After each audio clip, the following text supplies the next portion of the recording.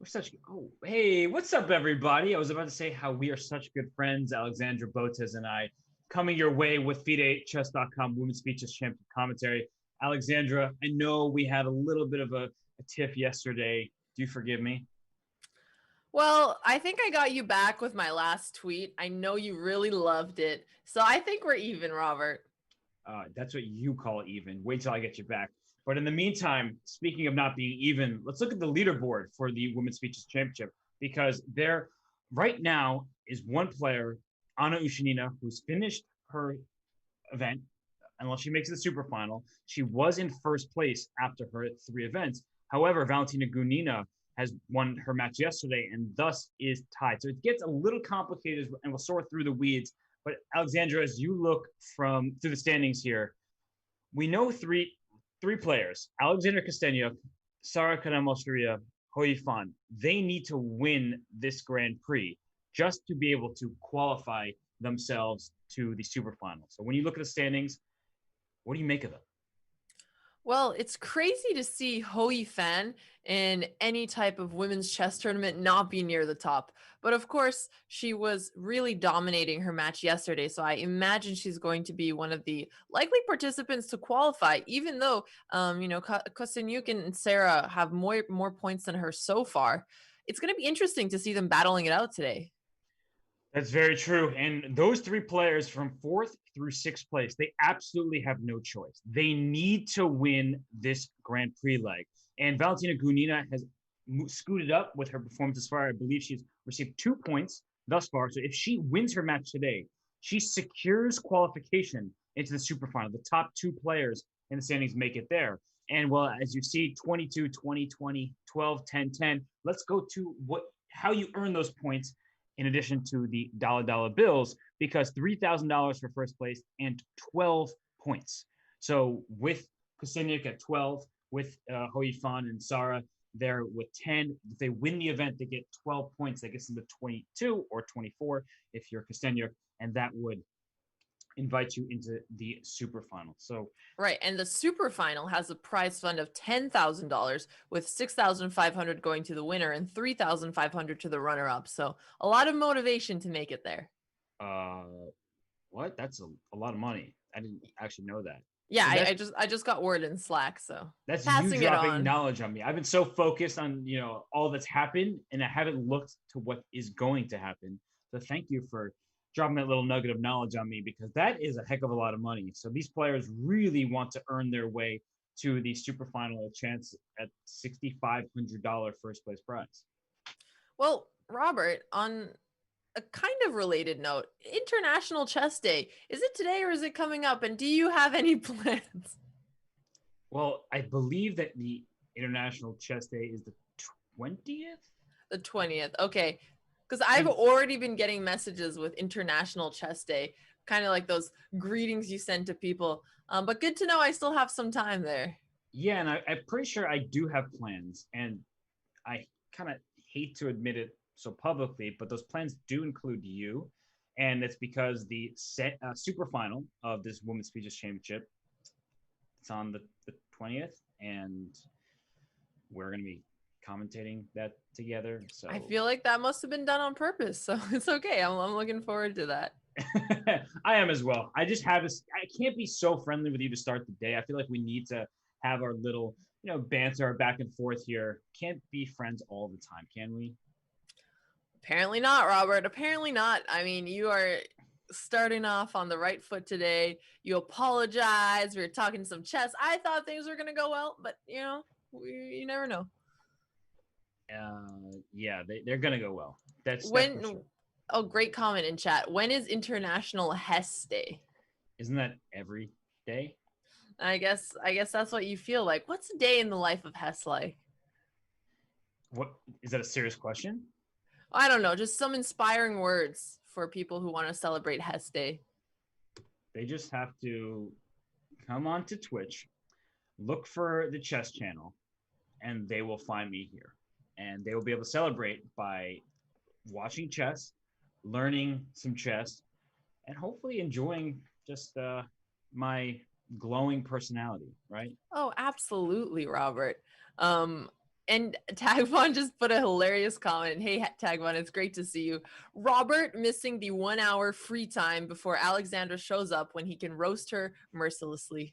No, that's the thing though. I would never roast you if we weren't hanging out together because that's not really my style. I don't say things behind people's back. I don't post things on Twitter without them knowing about it that may or may not be borderline offensive.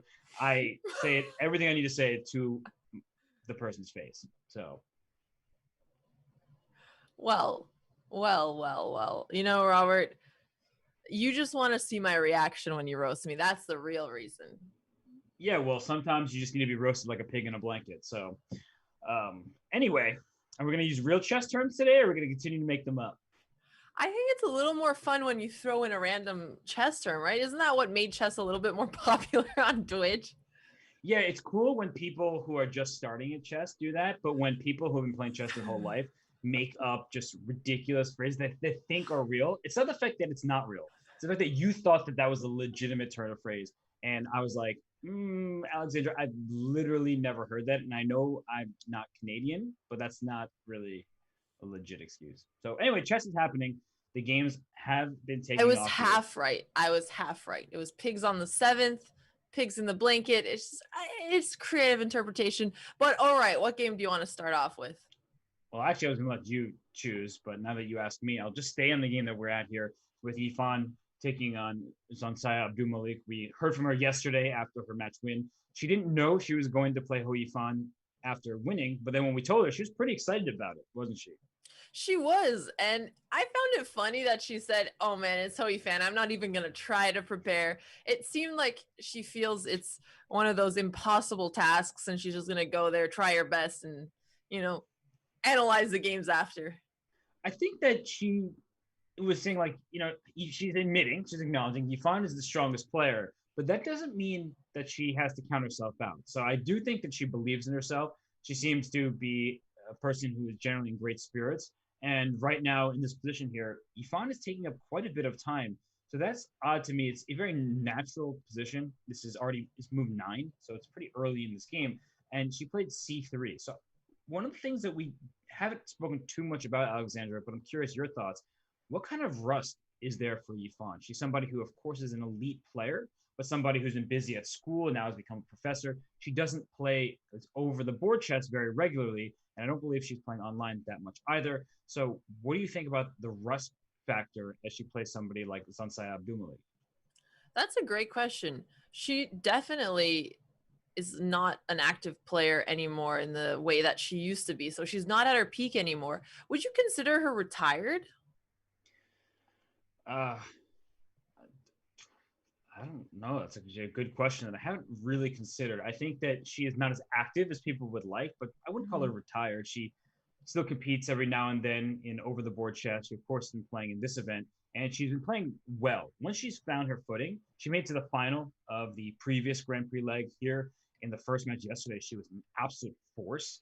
And now she's into the quarterfinal where if she can continue winning and then wins out all the way through the final of this Grand Prix leg, she will actually be a qualifier for the super final. And I think that someone like Anna Ushanina, Valentina Gonia, they're like, hey, can somebody stop Ho Yifan? Like, don't let her keep winning because then she gets her momentum. And whatever, retired or not, she's clearly unretired for this event. And she was looking to wreak havoc on her opposition. Right. And one thing to add there, I think it would be easier to keep playing rapid time controls online if you're not playing as actively than in classical tournaments where preparation is a lot more. So she can certainly rely a lot on her previous knowledge, and she's still, the highest rated female player right now. So a force to be reckoned with regardless. On that note, I guess we can go to the game. So it looks like white she has her knight on a3. Is this something you commonly see in the Roy Lopez? Yeah, you do when white plays a4. So the point is to put some pressure on the b5 square. But what's really concerning me is that, Zanzia played a very normal move, queen to b6, to protect this pawn on b5, to connect the rooks with one another. And that way the rook can go to d8, and maybe eventually black can even try to play for d5. That will take quite a bit of time because the knight on f3 is poking at this pawn e5. So it is curious to me that Yifan is spending so much time here, And for Zanzia, I think this is the strategy she needs to go with. Like, I don't think that black is better or anything here, but because this bishop's on e3, white may have b4. You need to parry off Ifan's threats in the immediate position. Otherwise, white will be clearly better. And if there's no kind of obvious next move, I think that's where Ifan continues to burn some of her clock. And I think that is Zanzia's greatest chance. And knight g4, great move, because b4 would then have been met by knight takes bishop that was on e3. So what do you make of this position, Alexandra? Well, she just retreated very quickly here. She didn't even have to think about it. She certainly wants to keep her bishop there. I guess, as we just touched on, black has more space on the queen side. I do like c4, so she's going for even more than she already has, but in exchange, Hou Fan is able to capture the center here. I think this could go either way. I'm not a Roy Lopez player myself, but in general, I'm used to having less space in the center, so I would probably prefer this with the black pieces. You also are used to having bad light square bishops, and so tell me a little more about this bishop on a2 right now. Okay, I understand. That bishop is blocked by a pawn, but at least it's not a closed position. We're putting pressure on the b5 pawn that's connecting the c pawn, but we're not going to be able to get rid of it right away. And there's no great place to reroute the bishop. You can't go bishop to b1 because then you would actually be blocked by your e4 pawn here. So I find white's pieces kind of clumsy, and it's difficult to find a good plan here. Maybe reroute your knight to b4 eventually. That's, well, you say it's difficult to find a good plan, and then you come up with that. So that looks really interesting to me. And what has c5 to c4, that pawn move, done for black? Well, it's opened up the queen on b6. It restricted the bishop. But what has it done for white? It's how you should always consider even the smallest of pawn moves. What has it gained for me, but what does it concede to my opponent? And that b4 square is an interesting one for this knight to reroute itself to. Ooh, bishop e3, excuse me, tried to win this pawn on b5, but that's why Zanzia, she moved her knight into c5 so she can keep her queen on b6, where it protects this b5 pawn. And I'm waiting for white to try to play pawn to b4, or this much slower maneuver, some kind of bishop b1, bishop c2. The bishop's not really doing all that much from c2 either, and that kind of concerns me. But the good news about bishop b1 is it stops black from playing f5 so easily, because f5 is an idea that in some lines black would like to play, especially with white center, e4 and d5. You undermine it, and that way you can try to attack and win the pawns later. That's actually a really interesting idea, because it's still a very close position. Both players are 2 minutes or under 2 minutes on the clock now. And in a lot of moments like this, you're just trying to figure out anything you could try to do. Even slight improvements from the position of your pieces is very helpful here. Do you think she should ever consider taking on b5? Not anytime soon, because taking on b5 will just open up this rook on a8. And as we talk about what pieces can improve, that rook on a8 can't really improve very easily unless the position opens up. So kind of releasing the tension there. It's not just about the pawn on pawn attack. It's more so about the pieces that are behind that pawn. And bishop c8 was played, as I point out, to play f5, but it also allows this knight a5 to retreat back to b7 if needed. And I don't really like the look of a knight on b7. It's not really going anywhere useful. However, if you open up the a file, then I really will consider it, because my rook on 8 will have some life down the line. Yeah, fair enough here. Now Hou Fan is a minute under the clock. What's your prediction? Do you think that Zanzia might start off this match with an upset? Well, Zanzia, she is in good form. She's playing very quickly, and I think that's the best thing that she's doing. Her position is absolutely fine here. And this b4 move, after taking on Passant, I'm wondering if, like, Ifan's internet, it has 4 bars here, so she's clearly connected. But she spent a lot of time on how to capture back after spending a minute and 25 seconds on b4 in the first place. That's not good time management. And you see a pair of knights being traded. Black can just play bishop to d7 to finish her development, even though the bishop was already on b7 and just rerouted itself. And black's position is looking stable. And your question about taking on b5, she didn't do so precisely because opening the a file did not appeal to her. All right, well, she moved her bishop away. Zanzia could not have taken it right away regardless, because the knight was pinned. But she does realize that at some point the queen is going to move away, like she just did. And here, if you don't take on b5, I mean, you have to keep protecting a4, which is kind of tricky. So she decided to finally take. But that knight on a3 now is looking really awkward, and the bishop on c2 took away its square that it could have used to reroute to a better position. Yeah, and actually a good multi-purpose move for black is rook to a5. Rook b8's fine, and maybe actually it's better. But I was looking at rook a5 to protect b5 and try to double on the a file, and she instead plays rook to b8, and bishop d3 was the choice by Yifan. She's really trying to get after this b5 pawn and give herself the c2 square for her knight. She is down a minute on the clock, Alexandra. So what does your gut tell you in this game here? White is probably just slightly worse, but with the time disadvantage, do you think that Yifan's going to be able to hold this one off? Well, that's interesting. 20 seconds to a minute in a position where I think she's worse, but she's a stronger player. And to me, it would just still be, pretty impressive for Zanzia to beat her in the first game with the black pieces. I feel like Hou Yifan is going to save this somehow. It's just my gut feeling. And rook a5, knight c2, rerouting happens. I don't know. I mean, Zanzia is extremely strong, but the last couple moves, I feel like she's been a bit hesitant. She didn't play rook a5 to start with. She put a rook on b8. Then she spent 38 seconds to play a rook a5 once the pawn was under attack. And now again, she spent 18 seconds. It feels like she's not quite in her comfort zone. That's fair. Okay, so she rook a1 and then rook a7 is exactly what's about to happen. Well, so Hou Yifan did pull it off. I think there's some psychology there too when you're playing so much stronger than you. Even if you're in a better position, I don't know, maybe she has already mastered this, but you feel a little bit more nervous. That's true. Oh, knight b1, it caught me off guard. It doesn't change the situation. She's going to get her two pieces for the rook. That's what Hou Yifan has just received.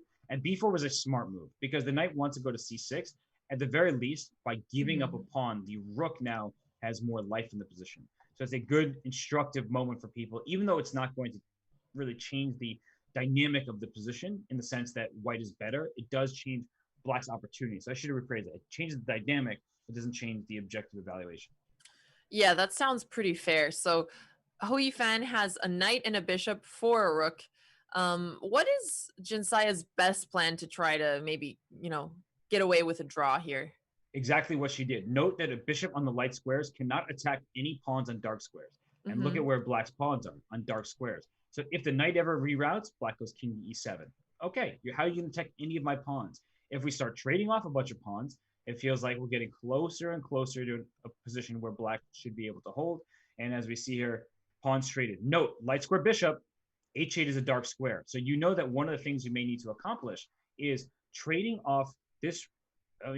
It's going to be complex to visualize this in your head, but I'll explain more, I guess, a bit later. I always point out, though, when there's a bishop and a rook pawn, you have to look if they match. It's a very important thing to discover. And it feels like Hou Yifan is still pushing for a win here. Zanzia is doing a good job at pinning the bishop to the king, so she can't make a lot of progress by like moving king to g3. But what she has managed to do is now stick that pawn on f5, so she does have a target now where the light squared bishop and knight can attack it together. Yeah, that was interesting move to play f5. I actually think it was a bad move, but it wasn't. The knight should have come to c4. I really thought that the knight come to c4 to put pressure on d6. You wanted to create a pass pawn, and here black needs to go king g5. And this is becoming more evident of what needs to be accomplished. You're winning the h5 pawn, so it's not that big a deal. I wanted to get to that bishop and wrong rook pawn. We're not getting there. Instead, the bishop is tied down to the knight, so you can't block the check with the bishop. Rook takes d5. Oh, would have been a draw on the spot. So the only chance Hou Yifan would have had here is if she was able to capture the d6 pawn, because otherwise, if she gets stuck with a bishop and a knight, then Zanzia can just sack the rook for either piece. So we saw that game end in a draw. That seemed kind of like a fair result. Sarah was leading the entire time, or she had a slightly better position, time advantage, made a blunder, but was able to hold a draw. She was indeed. So why don't we go to the other matchup where Valentina Gunina won her first game against Humpty. We'll check out what's going on in game two. Ooh, so Valentina won with the black pieces in the first game. She now has The white pieces, I know it's a Petrov defense based on these pawns here on c3 and c2. I'm going to highlight them in green rather than red. I know double pawns often get a bad reputation, but Alexandra, can you explain to people why the double pawns may not be so bad here? Well, in this position, they're also very important to help defend the white king and control some of the central squares, while also opening up the semi-open d file for more piece activity. So controlling b4, d4, those pawns are actually making double pawns get a better reputation. I certainly agree with that, and I think that the Petrov is seen as this like drawish opening or boring opening. But as we've seen, players like Fabiano Caruana, Yu Yang Yi, and all of these top Chinese players, they play the Petrov not just to make a draw, but to play to stabilize their position. And sometimes they actually play for really aggressive intentions on the queen side. And here with these pawns in c2 and c3 like this, as you point out very importantly, that the open D file is to white's benefit. It's a semi-open file because white's rook has an opening all the way up until black's pawn. Whereas if you look at this black rook on d8, it's staring into nothing. You don't have space for your pieces. So having double pawns is not always a bad thing. Can become bad when because double pawns can't protect each other. Pawns Mhm. protect diagonally from adjacent files. These pawns have no business protecting each other being stacked in a row. So just some of the important elements to point out and discuss. And all right, now that we've gone over the double pawns and this bishop came to d4, what do you make of that move? Giving up the bishop for the knight potentially. It feels pretty strange. I understand trying to get rid of the knight on c6 occasionally when you have some kind of attack since it's such an important piece. So it must be some kind of dynamic reason that she's doing it where it's good in this position. Um, but it's I can't really point a finger on it. Yeah, it feels a little odd in a sense because you are putting pressure on g7, but are you really? Because isn't f2 needing the bishop's defense? And if knight takes d4, I was wondering if white would take back with the queen and try to sneak that queen to a7. It's one of these like soft squares that you don't often realize is a problem. And instead, Humpty took on g4, rook g1 quickly played to hit the queen, and behind it this g6 pawn. And I'm looking at queen h5 as a possibility here. Saying, let's trade queens, because if we trade on h5 and I take with the pawn, my pawn would have become an outside pass pawn, flank pawn. Instead, she plays queen f5 and is going to trade in this manner. And I think that black is completely fine here. And as we enter the endgame, Alexandra, then the double pawns are probably not a great thing. So if what about black's double pawns? I was gonna say, is there any way white could have I guess white could have tried to save the f2 pawn because now knight takes d4, c takes d4, the f2 pawn is hanging. But I guess at the same time, Gunina was able to undouble her pawns, but so is black. Yeah, and we're seeing mass series of exchanges here. Bishop f6 hits a rook and hits the pawn. She plays Mhm. rook g4, taking care of that immediately. That's a good retreating move. Now knight e4 is an idea. It looks to my eyes like a position that should be level, but we have a dynamic with a bishop versus a knight. That knight sometimes can hop around and cause some frustrations, and the bishop doesn't have any targets. So I personally, at first glance, would prefer to have the knight, but I love this rook on f2, and I think that actually will cause white some issues here, especially if you can bring the second rook in to like the h2 square. Yeah, and that's what Humpy is going for here. So white can't do the same thing, and white is going to have to be defensive here. But at the same time, white doesn't have any serious weaknesses. And let's say that Humpy does get a rook on h2. After king c2, you can't force the king out of that square because you have a dark squared bishop. If you ever attack the knight again, she could defend it with her other rook. At the same time, if you start getting that passive, black could start pushing her pawns, and Gunina might end up having problems later on. So she's going to have to find some kind of more active play here. And that's a really illustrative example of that. Like if the king's on c2 and this rook's on d3, you're totally boxed in as white. You can't really move Mm-hmm. around at all. So that would be a really sad defensive type of setup. And that's what you want to avoid because some players are like, oh no, I can't sit passively. I have to go forward. And then their position collapses immediately because the best strategy was to sit back, relax, and just say, all right, it's not that bad. Other times, you used to say, wait, if I just get into this position, I'm completely frozen and my pieces cannot move at all. And that's the case when this rook gets to h2, because even if the knight can legally move, it probably should not move with both rooks. Pigs in the on the 7th. What's it called again? Pigs in the Pigs in blanket. a blanket. Pigs in the blanket. There Here they we are see again.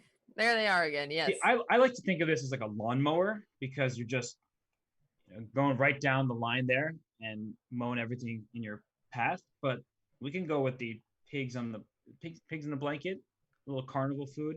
There you go. It just is hard for white to move here. So I think that looks can be deceiving.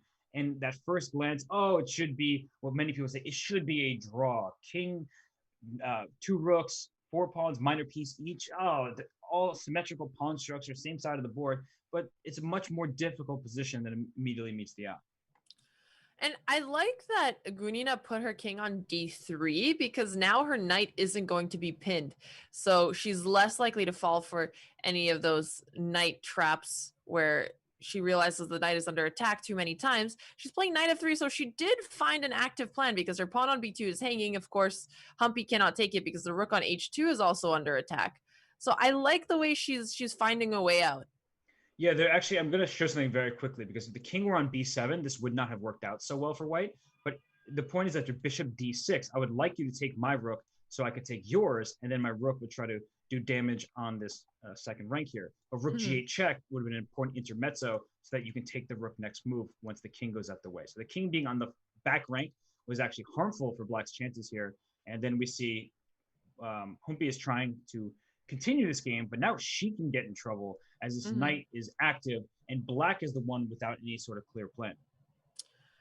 Right, but do you think there's actually some kind of dangerous plan white can go for here, or they're just going to try a little bit and then I know it's still a level game, but I'm not sure what white could go for here. I think the point now is this is the d5 pawns and actually played c6. Look at the last 2 ranks for black. Black was the one attacking on the 2nd rank. Now look at the 8th and 7th ranks that black has to do with. Rook e7 was a really smart move, is prudent, just making sure you're not in too much trouble. But if white can double up her rooks on the 6th rank now, the c6 pawn's in trouble. So the roles have reversed at this point, and white is the one putting all the pressure on black's position. Right. So Humpty is being defensive here, but she's going to be able to defend very well if she just moves her rooks back. But then it goes back to the question of once you start playing super defensively, you might actually get in trouble without even realizing it. For sure. And look, she's going to put a rook on d8. And now knight e5 is still a move that you should consider because this bishop on d6 really does not want to move as the pawn on c6 will be hanging with check. So trying to distract this bishop, maybe b3, c4. She plays knight b4. Exactly the point. Please take my knight. Just do it. You won't regret it. And if you don't do it, knight a6 check is coming to distract the king away from the bishop. Ooh, so she just won a pawn. Humpty is under 20 seconds on the clock. It's crazy how quickly the tables turned from a position where Humpty was the one attacking to Gunina getting the lead, grabbing an extra pawn. And do you think that pawn and time situation is enough for Gunina to press a win? Yeah, I think actually white is going to win this game. And I would say that this position is a result of a psychological issue. Not that there's a problem with Humpty's thought process. It's just in this individual game, she had a good position, so she was playing for win. And oh, watch out for rook g3 checkmate. Oh my gosh. No, but oh. Can she push beef? Is there? Oh, right, because she can't come back with her king. Okay, her king can move over to b3 and try to come to a4, or she could sack with b5. She's gonna put a rook on g6. She's just gonna there. That's really smart. I was okay. Like, breathe. And now this rook h8 move, you can play rook h6, which I think is smart, and just continue making sure that the black rook can't give a checkmate. And then at some point, you'll have a 7th rank check of your own that's going to be hard for black to meet. So she plays rook g7 first, and then rook g3, I guess. Okay, so she just tries to push the black king to be a little bit more passively, but now she can't protect b2 anymore. She can get b6 and I guess a6. I thought for a second Humpty was going to try to keep her in checks, but I guess it makes sense to just grab the pawns. And somehow white is up a pawn after all this. That was an interesting sequence. My gosh, Humpty almost flagged. The clock situation is pretty frightening here. In a classical game, do you think this would be a theoretical draw? This is looking like it's close, but oh my gosh, she flagged her. There you go. And that's why we like quick time controls. Well, some of us like quick time controls, others not so much. You called it. I think that honestly, we both called elements of that game where, Humpty, she was really playing for a win at that point. She got into a worse position, and Gunina was ahead on the clock and was able to secure the full point because of it. So that was a game that Humpty really didn't have any business losing from a first, I don't remember how many moves, let's call it first 30 plus moves of the game. And then you get to that position, you're like, where's my win? I should be better here. And knight f3 happens. You're like, oh, wait, I have to leave the attack? I can't do that. I need to continue it. I'm down a point in the match. I need to go for it. So let's go to the other game between Ifan and Zanzia, because there is immense time trouble. And oh no, I saw that. I saw Sarah's clock almost hit 0. She's there between. Oh, she's gonna flag. And okay, I didn't get a chance to evaluate because I was looking at the clock. But it didn't look like she was lost. By no means. It was actually in position with even material. White's pawns are more fragile because c3, f4, and things like that were a bit of an issue. But White could have just put king to g3 in this position, and you're not losing. Right. You may end up losing the game, but in this position, you're certainly not lost by any stretch of the imagination. Fair enough. Okay, well, here we have so an Italian game with the bishop on the inside of the pawn structure. So I guess this is, according to chess.com, called the modern bishop's opening. Are you usually supposed to put your bishop outside of the pawn chain? Yeah, so I'm somebody who's played e4, e5 from the black side throughout my entire career. And I used to play some of these lines with a quick bishop e7. Depends on the game, depends on how I'm feeling. The thing about bishop e7 is it's very passive. The bishop is not a very strong piece at this point. However, when your bishop's on c5, it is more vulnerable to attack because White would play a b4 hitting this bishop or a d4 with a tempo against the bishop. So that is why some players prefer to play this more solid setup where White doesn't gain any benefit from a quick pawn storm of sorts. And that's why the bishop is stuck in here. I don't like it really. It's very passive. Black will try to play for d5. And I think that so far in the opening, White is very comfortable. However, down 20 seconds on the clock. So Yifan working her way slowly through the openings and started this match. And so she goes for d4 very quickly here. And so let's say E takes d4, C takes d4. How does Black decide what to do with this trade? It seems very tempting to take it and give Hou Yifan the center with the idea of now she has a target. Yeah, it's one of those moves that you sometimes regret not doing, but you always regret doing. As soon as you take on d4, you're like, wait, didn't I just hand my opponent 2 pawns in the center versus just 1 and more potential to push forward? And then sometimes you're like, I probably should have done that because if bishop comes to h5 and White goes g4 and Black has to go bishop g6 and you go d5 and keep it closed, here, right? Start of it. Right. This bishop on h5 isn't the happiest piece in the world. Yeah, this looks...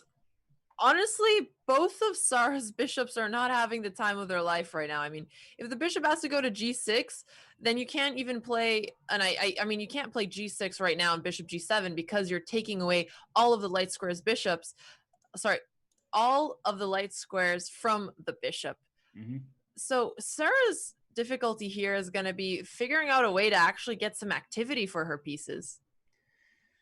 Yeah, well, Zanzia, she's stuck, right? Her knight is on e7 and wants to go to g6, but just like the pawn going to g6, your bishop on h5 gets trapped. And I like this move knight f1 because if you play g4 too soon, there will be sacrifices available to Black, and you change the position from equal material yet passive to less material but very active. So that's why White has not played the move g4, as there would have been a sacrifice on that square. And here is another example of that. G4, knight takes g4, pawn takes, queen takes g4, check, and your knight on f3 is not defended enough thanks to the pressure here. Although actually knight g3 may be tactically okay because the bishop on h5 is also under attack. So I wouldn't be totally shocked if Yifan plays g4. It just also is a risky move that both sides will be like, the White's king may become a bit vulnerable. By the way, Humpty just won a game. Oh, wow. Congratulations. So the score with Humpty and Gunina, is it then 2-1? Yes, it is. So can Hou Yifan try to prepare g4 even more? Maybe a move like knight e3? You can play knight e3. The question becomes, what about c takes d5? Because black is trying to poke through a move like e4, and she plays bishop g5 like, for that explicit purpose, to take on f6 and remove one of the attackers in the center. And what do you make of that decision, Alexandra? Does white actually want to take on f6? It's tempting, right? Because you not only remove a defender, but you also create a new weakness in black's king side. At the same time, you finally liberate that bishop on f8. So, there's some positives and also some drawbacks. Yeah, to my eyes, it kind of reminds me of some Sicilians where you end up with these double pawns, like in a Sveshnikov, and you're okay with it because your king's not really getting under attack too quickly, and this dark square bishop is the lone one on the board. So knight to g3 played by Ifan, that is in the spirit of the position, saying the material to me is less important than the potential aggressive plans that I have here. And what ideally white would get is to remove this bishop, but not on g6. I don't want to take on g6 and give you a way to blunt my bishop on c2. I would prefer you take on e4 right now. So if bishop e4 takes something like this, where now I have huge potential attack coming, my queen going over to h5, and that's exactly the type of thing that white wants, is an attack. Despite being down a pawn, it's black's king that's far less safe. Yeah. And it's interesting because right off the bat, it doesn't look like black's king is in that much danger right now, just because intuitively there's so many minor pieces nearby that could quickly hop into the defense. Yes, it feels like you have that defense you're saying, but d6 is hanging. She plays bishop g7. If you take on d6, bishop takes c2. Your queen is distracted from protecting the d6 square. So right now you should take on g6 first, then take on d6. And the problem with taking on g6 is not that it's a bad move, nothing of that sort. But then black takes h6. And like, wait, I wanted to make use of the f5 square for my pieces, but now that you replace the bishop with a pawn over there, you're not getting a knight to f5. In fact, black is the one who would consider playing f5 herself, and then maybe e4 and opening up this dark square bishop on the long diagonal. Right. Okay, so if we're not going to take on g6, we can take on d6. Do you just try to protect your bishop on c2 so it's a threat? That doesn't work either, because then black can fix the problem by playing a move like d5. Yeah, white needs to operate in the now. You can't just think, oh, I would like to do this, that, and the other thing, because you're down a pawn. And in addition to that, black is trying to push those pawns forward. Right. I think if I were playing this, I mean, I'm close to a minute on the clock. I'm down on time. It seems easier to, I thought knight takes g6 because you pointed it out, to not go for this kind of trade and then just recapture back the pawn. I suppose this makes sense as well. Wait, no, it doesn't. It loses a piece. What? Okay, that's why you had to take on g6 first. Sorry. For a second, I thought both move orders worked. Wait. Sorry. Wait, we were just talking about this. How did this happen? Yeah, she blundered. She blundered. And obviously, and we see her face right now. She's like, what did I just do there? Because oh no, I'm way too strong to do something like that. Right? Yeah. Do you think maybe she was looking at both options and she just played the wrong move order? I think so. It does happen plenty. There are famous examples of this where you look at the game after the fact and you're like, what in the world was happening? And then you realize that you just inverted the move order where you want to take first and then do something else second, and you just didn't do that. Yeah, she looks miserable. It makes me sad to see her. Yeah. Man, it's not nice to see. So I'm just gonna stop looking. Okay. So she's down a full piece here. I think we're going to see a resignation. Do you want to go over to the other game? Because the time is up, so we're going to not be able to catch it otherwise. So let's go to the game between Humpty and Valentina Gunina, as it is at the moment 2-1 in favor of Gunina. But in this game here, this is game 4. All right, so first I'm going to count pieces. Both sides have 4 minor pieces, check. Both sides have a rook, both sides have a queen, 6 pawns. Okay, totally even in terms of the material. But in the position, Alexandra, are you preferring white's coordination or black's? Let me think for a second. So both light squared bishops are on a pretty good square. I did have a slight preference for white's dark squared bishop. It seems like now it's on the longest diagonal. a move like f6 to kick it off wouldn't make sense because the pawn on e6 would then be hanging. Okay, and that's exactly why Humpty is trying to trade it off. She plays bishop f6, so exactly what you were talking about, kicking the bishop off, but instead of playing f6, which you were like, nope, can't do that, check that one off and just throw it away. Now bishop f6 does the same thing, but offers a bishop exchange. So how do you feel like the bishop exchange works out here? Is white benefiting from this somehow, or because some of the, for example, the c5 square, that's one that is more accessible, and that's why knight came to b3 and maybe a5 or c5. So how do you weigh the pros and cons there? Yeah, at first I was just thinking that Humpy was trading off one of her minor pieces that wasn't as active as her opponent's equivalent. But at the same time, it was a good defensive piece. I like that she's trying to go for knight c5. I mean, that's why I prefer white's position, just slightly though. So let's say the knight goes to c5. Can she try to just trade it off by putting one of her knights on d7 at some point? Yes, she can, for sure. Sorry to interrupt you there. No, I sometimes ask a question and then I start answering it. I don't know why. It's it's a little bit of a weird habit. Sorry, Robert. I do the same thing. We're on the same page here. Don't worry. And bishop takes on d5, and now Humpy's thinking about how to recapture, because she can take with the f knight, and she just does that. And that's the for sure what she was concerned about is e4, gaining space for white. And we had a completely symmetrical pawn structure, but now white is gaining more space and trying to go to e5. By the way, Zanzia Abdul Malik did win that game against Yifan, where Yifan blundered the piece, so that evened up the score there. And we're seeing if Humpty Canero can win this game and get this one into a tied match. Although, based on the current position, Alexandra, I do think that white is better both on the board and especially on the clock. Yeah. That extra minute when she has a more active position is going to be extremely helpful. So she's putting pressure on the knight right now.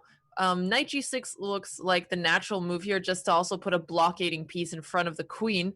And I know it's wrong, but I would love to go for something like h4, h5 at some point.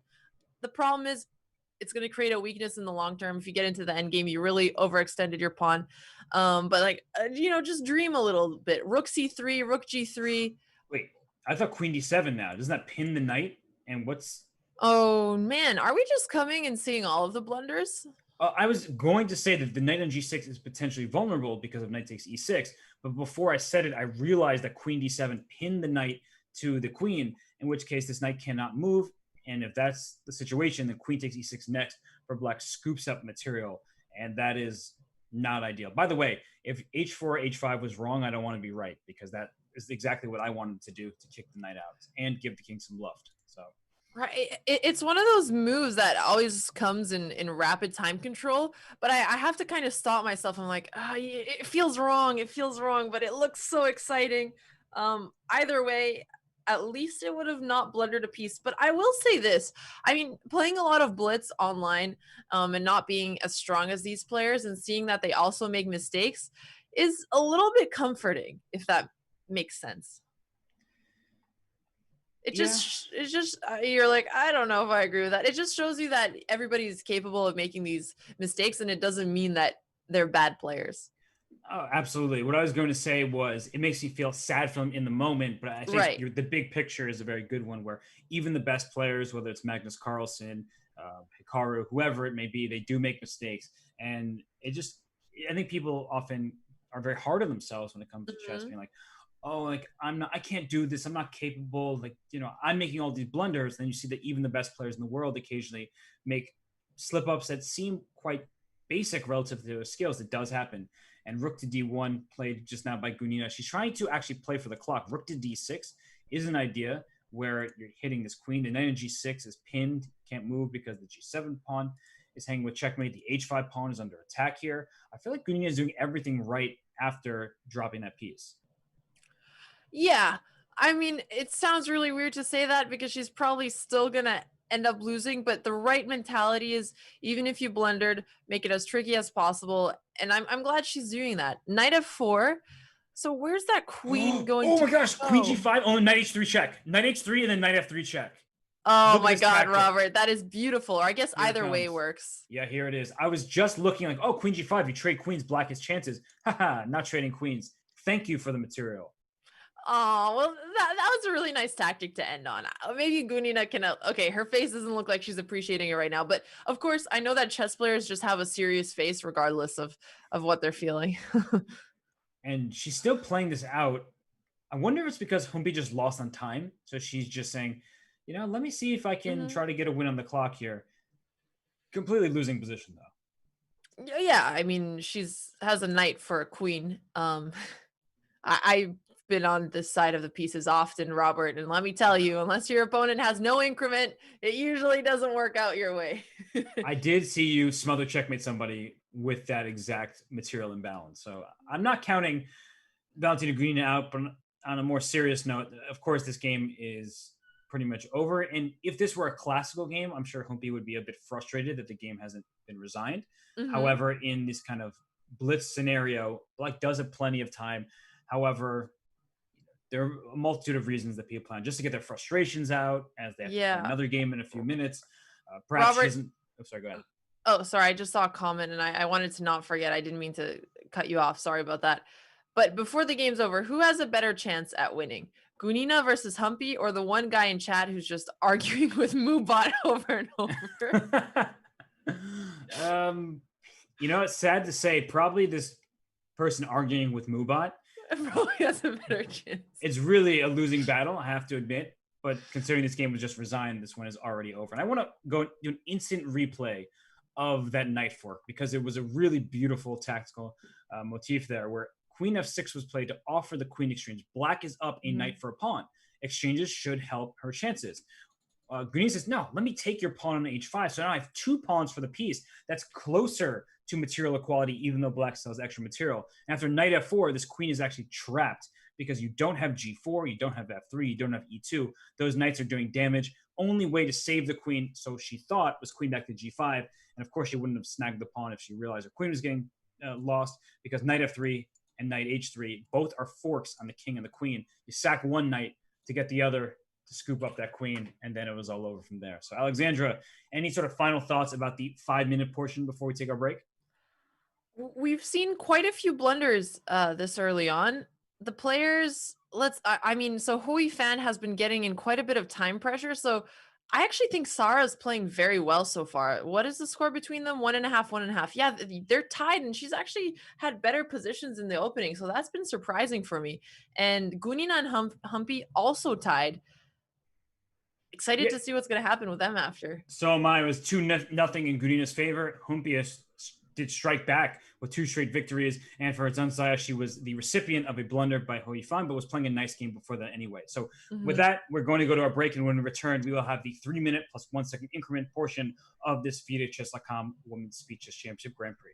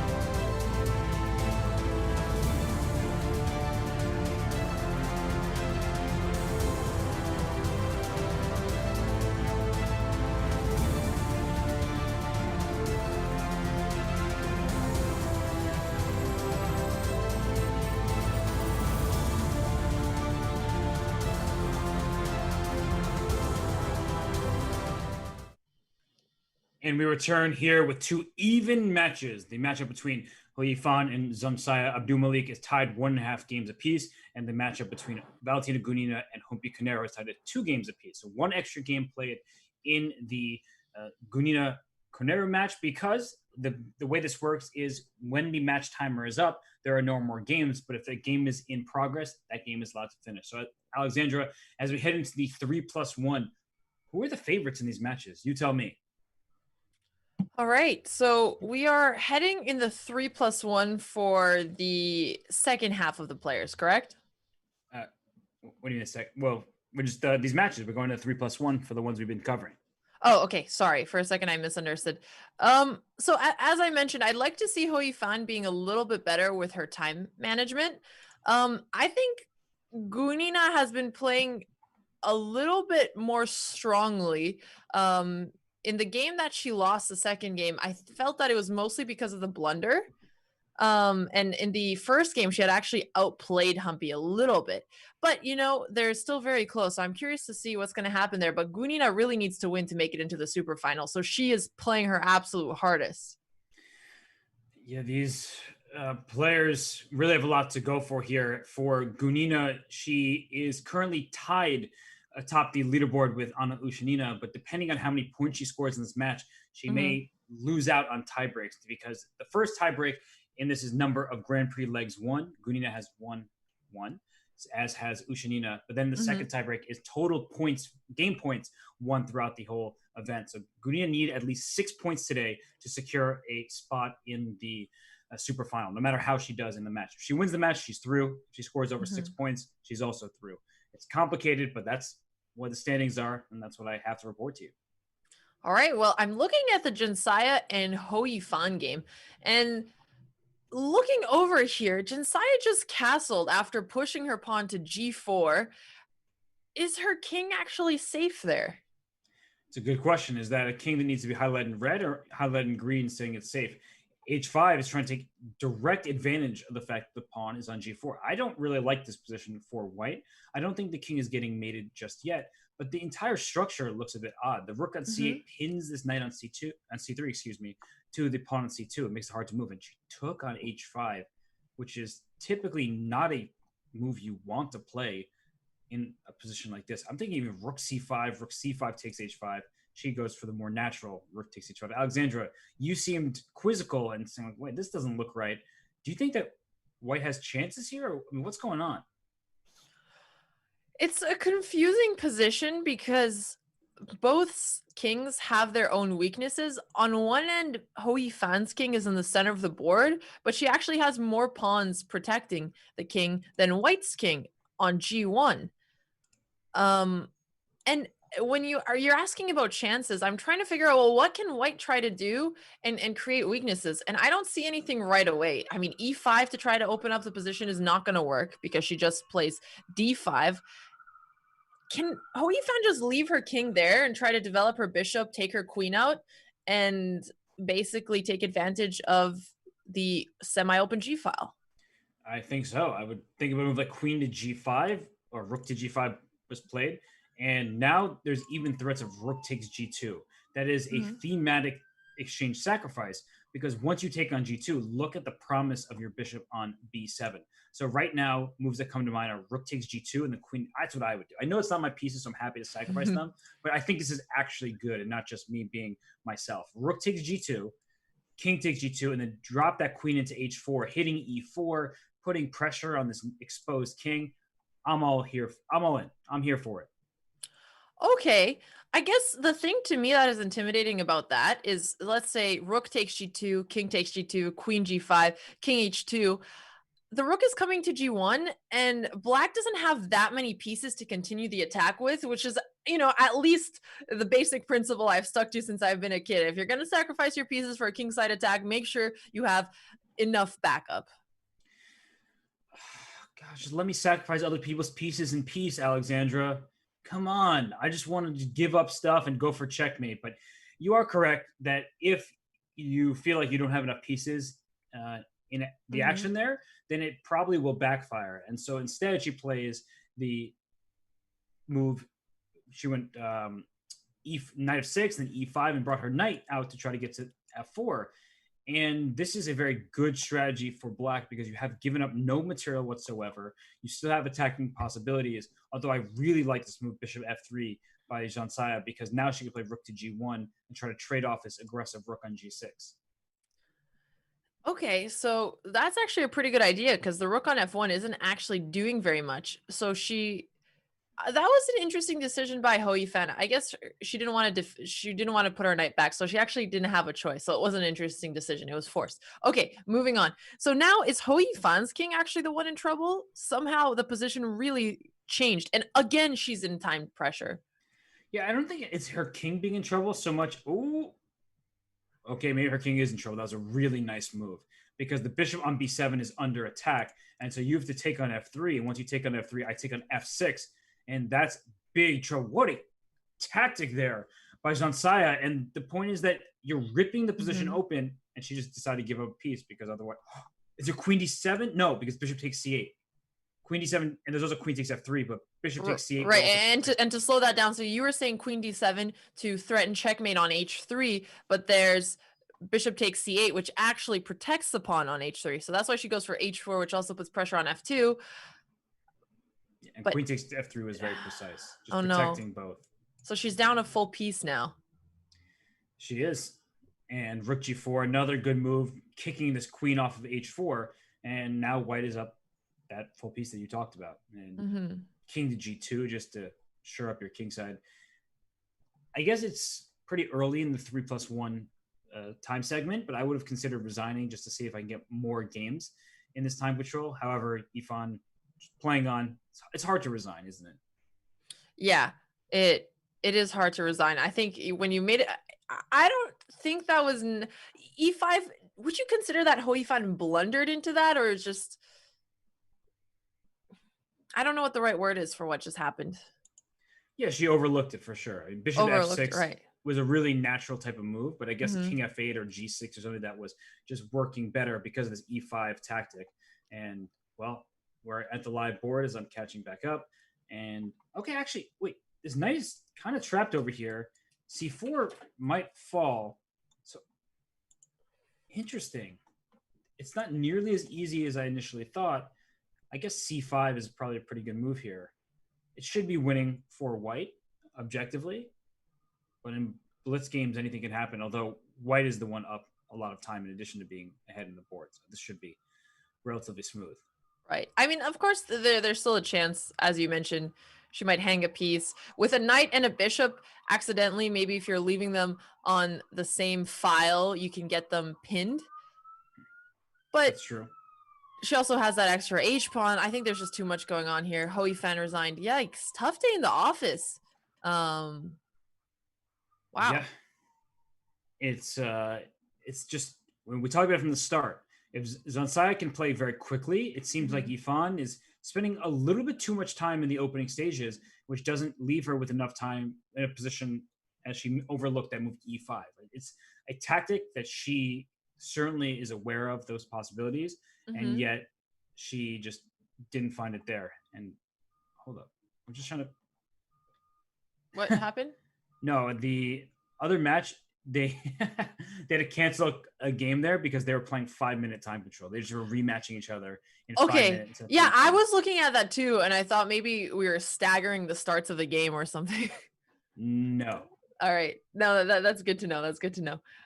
Okay, so Hou Yifan, this is similar to a game they played today already with the bishop e7 line and the Roy Lopez. As you mentioned, it's a little bit more passive, and Hou Yifan didn't get a good position last time she tried it, but I'm curious to see how she's trying to improve it this time, which she already has. It's less closed.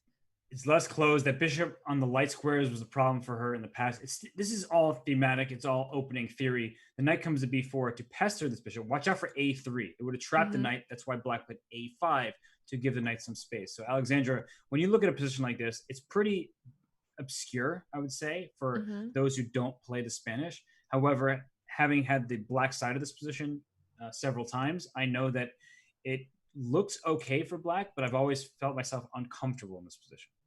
And the weirdest thing for me is, what do you do with that bishop on e7? On e7? Yeah, Did yeah, sorry, the you said dark a squared bishop on bishop. e7? Yeah, the dark squared bishop on No, e7. that's a pawn. Oh, okay. I see where you're going with that. Okay. No, but truly, it does feel awkward, and I feel like the only play you kind of go for here, since the position is so close and you don't want to make a pawn break on f5, is the open files. That's true. And the open C file, open A file, it's all the action is on the queen side. But if you put all your tension over there from black's point of view, and then a knight f5 type move happens, you can be in big trouble. Like if knight h4, knight f5, something of that nature, you have to really look out for that. So right now, this knight came back to c7. It allows some trades in the A file. Black may stop on a4.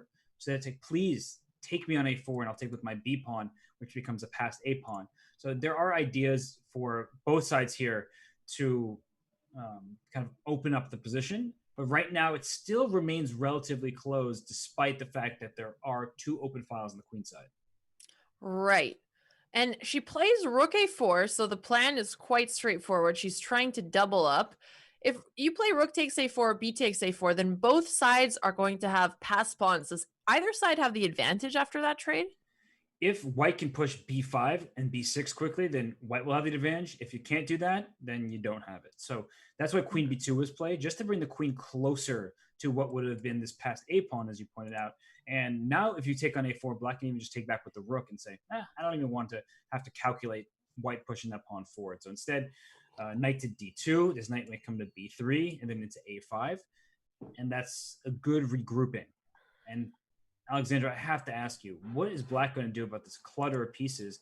They're not bad at all, but I'm wondering about these four minor pieces that seem to be kind of stepping on each other's toes to some extent.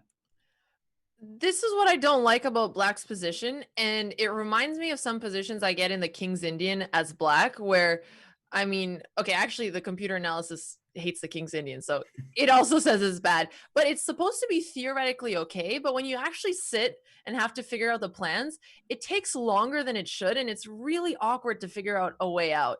So yeah, 98, very common idea. I mean, you're opening up your bishop, potentially the f pawn, and obviously you have to protect the knight on c7, but now your knight is super passive. I really don't like this style of position as black. Yeah, and bishop b6 is trying to take advantage of that. Okay, queen a2 does not hang a piece, because after queen takes a2, rook takes a2, the knight on d2 is under attack. But that knight may go to b3 and into a5. However, black has freed up some of her pieces. So by offering a trade of the queens like this, you're able to counterattack and take control of not just the A file, but also some of the ranks, the A3 square in the third rank, the A2 square in the second rank. So it is an interesting moment here for Yifan. How is she going to respond to this queen A2 move? Right. So whenever your opponent offers a trade, you got some options. You can take, you can leave it there, you can move away. She decides to take, and now she's going to have to deal with the knight. So she put it on b1. I guess this way you could hop to c3 in the future and look towards the b5 pawn. Rook a1 does pin the knight to the rook, but it's not that strong of a move because the light squared bishop is protecting the knight. So the rook isn't actually tied to defending. I actually really like how you did that, because it's exactly how your thought process should work. Rook a1 looks like such a natural move pinning, but the knight on c7 was under attack. And once you realize the bishop on d3 is protecting this knight on b1, you're like, all right, I have to take care of my knight on c7 first, but I'm still looking at rook a1 possibilities later. Later, never happening, because knight to c3 is played by Yifan. Okay, and now it looks like there's a pawn hanging on b4. But there's also a pawn hanging on b5. So do we want to just go for any kind of massive exchanges here? I guess if bishop takes b5, there's rook takes c3. And the point of that is you are securing two rooks, two minor pieces for a rook. And that kind of imbalance is difficult to assess typically. And look at this. Both sides have very awkward coordination or lack thereof of their pieces. This knight on a6, bishop a5. I mean, this knight on c3 cannot move because the bishop on d3 is hanging behind it. Now the knight came to c7 to protect b5, but then I'm looking at the c7 square in the open c file. Alexandra, I cannot work through all of this. It's giving me a bit of a headache. Like, what are the sides playing for at this point? Well, they're both around 30 seconds on the clock here. And that is really troublesome because you need more time than that to figure out a plan in a position like this. Um, Yeah, maybe I need like 30 days. It's such a weirdly complex position. The G6 pad, let the F5. I see black's plans actually much more readily than I see white's. I think chat is having a hard time understanding this position as well. I see quite a few people putting way too dank when they're just overwhelmed with the amount of information there is here. But it's a very complicated position. So now we're going to be looking at the clock. That's something that everybody can understand. And this is, I think, where we're going to see one side maybe push a little bit too much to get any kind of play, and it's either going to work or probably create some kind of weakness because they don't have time to think. Yeah, for black right now, rook a3 hits the bishop on d3. She moves the bishop back. Now knight f6 is tempting to my check on e4. I typically don't like capturing on e4. That gives the knight this great square. As you said, a king's Indian. This is what this reminds me of. And now we trade, and rook c6 is coming, and b5 is hanging. Bishop takes b5 right now, just wins the game. And so that's exactly what happened. Zanzia was the one who pushed, but she didn't do so in an accurate way. And as soon as she tried to create any kind of advantage in her position, Yifan just punished her. And now rook e7. Yeah, this is up 2 pawns for Yifan. She is, I think you can't move really as black. You can't protect this knight on e8 because the rook can't go to b8. The bishop on e5 is doing it all. It's really weird for me watching these kinds of games because as somebody who plays a lot of 3 minutes, it makes me think that if you're ever in a position like that, what you should do is almost nothing, like small changes to your position, because you don't have enough time to go for something forcing. And usually the person who does it, it's easier to react and find the flaw in what they did. We're going to switch games really quickly to the Humpty Canero versus Valentina Gunina game. They have just before it ends. seconds. Good call, Robert. Black is up a pawn with threatening queen to b2 checkmate. Now queen to c3. That just looks king c1 only move. That way your king can escape to d2. Right, because there was 2 checkmates threatened, b2 and a1. So there was no way to defend them both other than to try to run. But now that king is being chased while Humpty's king is very nice and comfortable on a7. Yeah, this is a problem for Gonia for sure. Bishop g5 play, getting rid of one of the defensive pieces. Actually, queen b1 was checkmate in 1. She missed that. She pre-moved h takes g5, but after the bishop left e3, there was immediately a checkmate position. We'll look at this after. Oh, wait a second. c7 is under attack. But here's queen d4 check. Oh no, she has to keep checking. Otherwise, rook takes c7 is mate. Yeah, I think. Oh my gosh. This is now going to peter out into a draw. Oh my. Ooh. Let's go back to that. She had 10 seconds. Do you think she should be pre-moving there? Do you recommend pre-moving with 10 seconds? No, and bishop takes g5 opened up the e file. So when queen b1 check happens, it's not just a check, it's a mate. The king lost its escape score on e2 thanks to the opening of the e file. So that was actually a great play by Koneru. And unfortunately for her, she didn't stop. She pre-moved h6 g5. She has lost the game on time, so I understand why she would be pre-moving.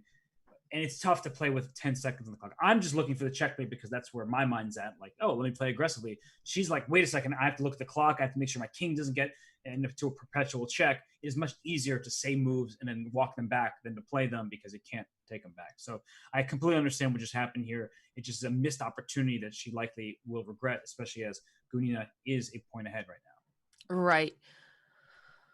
Well, do you want to stick to their second game since we haven't seen as much of theirs as we did with Hoi Fan? Okay, cool. So Gunina has that knight on e4, and it looks like a really strong, menacing knight. She also has backup with her knight on f6. In exchange, though, Humpty has the 2 bishop pairs. They're both fianchettoed, meaning that they're on the longest diagonal on the board. Do you have any preference for either side here? It depends on the time control. I would say in a classical game, I would prefer to have white's position. In a blitz game, especially look at the clocks right now, by the way, I would prefer to have black's position. And part of it is psychological. That we hear this notion a lot, right? The 2 bishops advantage. What does that mean? Well, one side has the bishop pair, as Alexandra has been pointing out. The white has bishops on both colors, and black has a pair of knights instead. And this is a relatively closed position. So knights often work better in closed positions because bishop needs space to operate with, whereas knights can hop over. Like this knight can come to g4 and hop over the pawn. And opening up the a file seems like a good idea, but then why would this rook on A1 come to D1? The rook will have to come back to A1 to try to go to A7. So right now, I'm not as worried. And look at that move, knight G4. Watch out for tactics with knight takes F2, knight takes E3 kind of stuff. I just prefer Black's position. It's dynamic. And with this kind of dynamism, it feels like Black does have the better chances. Yeah, that's actually a very interesting point. I wouldn't have thought of it like that. Actually, I probably would have looked at the clock situation too. And now that Gunina is up a minute on the clock, that's quite a lot. She's already placed her knights on their ideal squares. Now she's going for G5. Interesting. So she's actually trying to trade off the bishop pair and create some light square weaknesses near White's king. And that's one of the drawbacks of having a bishop versus a knight. If we see the light square bishop and the knight traded off, that means you have a lone dark square bishop against a knight that can hop from color to color. And we say this very regularly, that in an open position, the bishops as long-range pieces are the dominant force. However, in certain positions where there are potentially vulnerable squares, in this case, light squares, that's what the side with the knights is trying to take advantage of. Okay. And it's interesting how much it changes having, let's say, a knight and a bishop versus the bishop pair versus just a knight versus a bishop. Right. It's because those two bishops work so well together here. And E5, so now Gunina is threatening to play E4, which is going to either force the knight back or onto the side or into a trade. So none of those options are too great. You can't stop it with E4. But I guess you could put the knight on D4. That's true, right? So E4 would be a very committal move for Black because the knight gets into D4, although that gives the E5 square to the knight on G4. It's one of those moves where you don't want to give up such an important square, but there are some benefits. And knight H4, trying to play knight takes F5 here, Alexandra, as the knight on G4 lacks defense. That's exactly why bishop C8 was played, to give the knight on G4 a second defender. It seems a little superficial, though. Isn't her knight going to get stuck on an awkward square? Yes. Because the pawn is just defended now. And I was wondering if she's trying to play F3 to boot this knight and even try to play for F4 later. You can't really play for F4. She plays for C5 in the style of the, well, it's a Queen's Indian. I'll say the King's Indian. It's kind of the same vibe. We're trying to sacrifice a pawn to break open the position. As we keep talking about, White has the bishop pair. Open space should benefit her chances. All right. Well, we're going to get even more of an imbalance here. So Gunina now has a passed pawn on the B file, but the pawn on C7 is now a backwards pawn, and the position is opening up a bit, which is advantageous for Humpty because she might actually be able to use her bishop pair at some point. Exactly. And she plays rook to C6, which means that this other rook can try to go to C1. What do you make of this, though? Black is up a pawn because of the sacrifice. So if you were trying to evaluate, and not just in computer numbers, that's not what we're here to do, in sort of like human assessment, how do you evaluate a material deficit for control of squares? I guess I would first see how likely am I to win the pawn back from the white side of the pieces. And it seems like it's not for sure. You could double your rooks on the C file, but you're not certainly getting that pawn back. I guess she says, hang on. Spoke too soon. No, I spoke too soon. Okay, well, it wasn't for sure until that tactic was missed. And it's insane that Gunina's the one who let her have this opportunity, even though she has a minute to her 17 seconds. Yeah, and well, Gunina still has good chances because knight F3 check is actually a really annoying thing to me. I would take this knight on F3 and then play queen. You didn't think about queen E6 check, trying to trade the queens off. Queen to get the pawn on C7 after? But you're opening up the light squared bishop on B7. I don't know about that. Yeah, you're probably right, actually. I was hoping that my passed pawn would be good enough, but just giving Black that opportunity to say, hey, my bishop looks good, whereas right now it looks terrible behind this E4 D5 configuration. So right. It's just so satisfying to give your opponent's bishops a bad time and be like, yeah, that's such a nice active minor piece, but you're doing nothing with it. Versus the B2 bishop, which is at least putting pressure on E5. Uh-oh, C7 is hanging and E5. Oh, nice. That's a good pawn to capture because F2 would have been lost if you took on C7. I was like shaking my head back and forth trying to figure out what was happening here. That was the right pawn to take. You don't give Black any sort of counter chances. And if you look at the clock here, 17 seconds of counting down for Black and only 10 seconds for White. All right. Well, they're both in time pressure now, but Humpy is up 2 pawns now. She still has to be a little bit careful.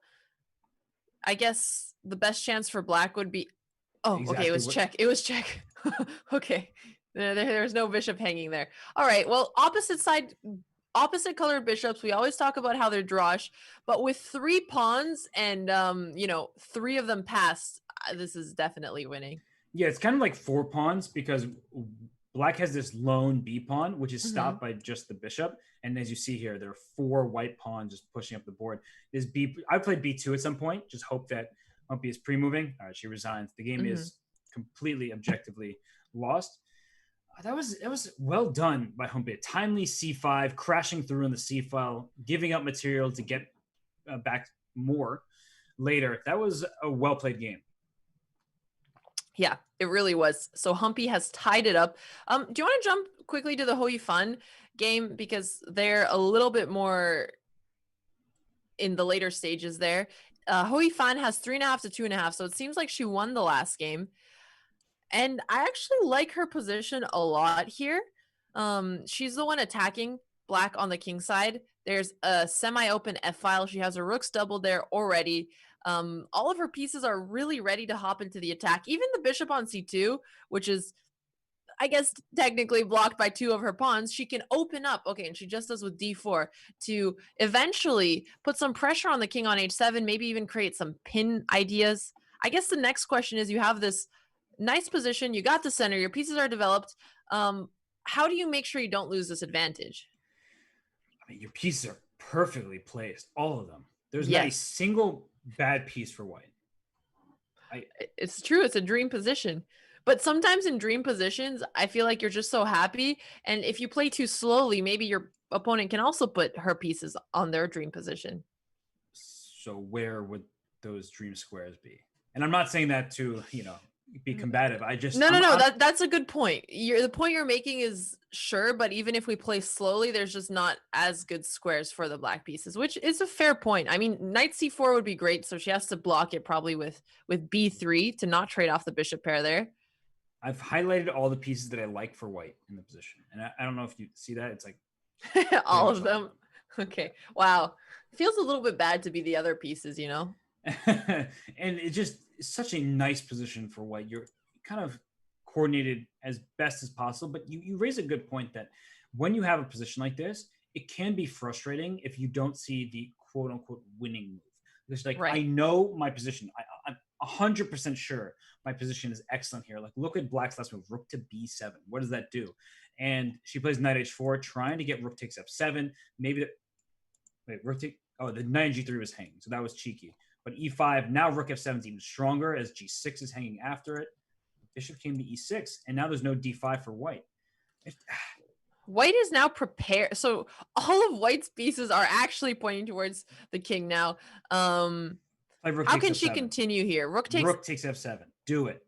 And if bishop takes? Rook takes f7. Oh, queen takes and you take on g6. Okay, that's a very nice tactic. And it's what's happening. I feel good about this Oh, one. that was a nice one. That was a nice one. Nice job, Robert. And I guess so after you win the queen. The knight on a5 is also hanging. Okay, that's important because actually, if the knight wasn't hanging, then what is the compensation? 2 rooks for a queen and a knight. So Mm-hmm. she has to take the queen back, the knight back. Sorry, but then it's still, it could still be tricky. You don't seem like you really believe that. You're like, it could be tricky, except for the fact that the black king is on g6. If you could put the king back on h7 and a pawn on g6, I'd probably buy that. But Yeah, when she was queen c2 she going doesn't for a even mate, take the knight. there must be some kind of mating attack she's going for here. Yeah, I mean, I assume that she must have calculated something because otherwise, even the fact that she won a queen, if the black king was safe and you can, put this piece material somewhere else on the board, it's actually maybe even better for black. Yeah, just full board awareness by Yifan. Yes. To take on f7, realizing the g6 pawn at the end would get black's queen, and now take on but the a6. point is, sorry, now take on a6. But the point is, it's actually super impressive that she's figuring this out, because I didn't see like a checkmate continuation. I saw that she could win the knight, but she's still gonna have to play against 2 rooks. Yeah, her king is safe for the time being, and she's just mopping up all the pawns. And this is just, she's up 4 pawns. So it's a queen for 2 rooks, which, depending on the position, let's just call it usually better for the 2 rooks if the king is safe, but the king is not safe. And so exactly, Black resigns. that was so impressive. That was a really, really impressive tactic. And she played it with such speed and confidence. Oh, wow. I really enjoyed it. That was, I mean, that was a great game. I'm actually going to save that game. Give me a second. So yeah, sounds good. Both so we can show it later, and so I can save that for my files of like awesome tactics where you just pressure and asking the question that you asked. Hey, how do I make progress from here? It looks good, but how do I turn that into a victory? So that was cool. Okay, well, let's go to the Gunina and Humpty game, because they are tied. Both players are under a minute on the clock. Pieces are even, opposite side castling. Black's pieces are a little bit more active because the rook and the queen are on the open file, and there's a semi-open file on the white's king, but not on black's king. So definitely Humpty is a little bit better here, slightly up on time, but is it enough to push for a win? We'll find out.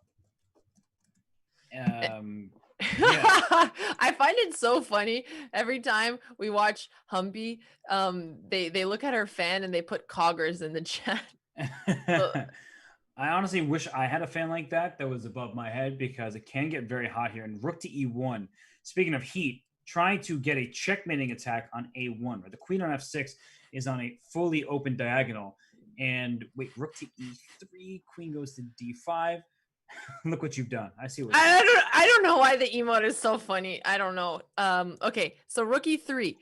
The queen is going to d5, as you mentioned. It's a nice central square that, you know, might eventually get a back rank check, could come back to the defense, still tripling up with the rooks. Rook e1 coming now. And I guess she just has to sit after rook e1 or any of these. Because, oh no, she can't sit, because if she sits, can you play rook takes d2 and then bring your rook to e1? So she attacked the rook. She attacked the rook. Makes sense. So now if rook d2, this queen takes d2, trying to trade the queens off. So she puts a rook in e1. Wait, rook d1, barely getting away with this. Oh my gosh, rook e2. So this is a defensive rook takes h2. You're going to steal a pawn. And that's the bad thing about white's position. Not only is there danger of getting checkmated, but your pawns are all under attack. And okay. I like what Gunina did there, though. She's just giving some checks and just creating problems. Humpty's clock. 5 seconds, 12 seconds. We've seen Humpty flag before. Hopefully she doesn't do it this time. Okay, she's attacking the rook, which is protecting. And if the rook goes to g2, then I think there was rook h1, which was going to lead to checkmate. So Humpty just stole another pawn. Ooh, what do you think of the rook trade? Was that a good call on her part?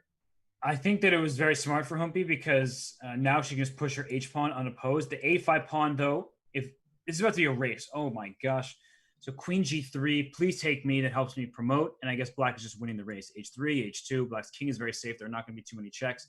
And push him, baby. Where's Yasser Serouan when you need him? Right. And, you know, Gunina is really trying to find some checks here. But even if she plays something like queen f5, I'm guessing it was just queen g6 and the queen could just block. Oh my gosh, check. She made that move with 0.1 seconds left, by the way.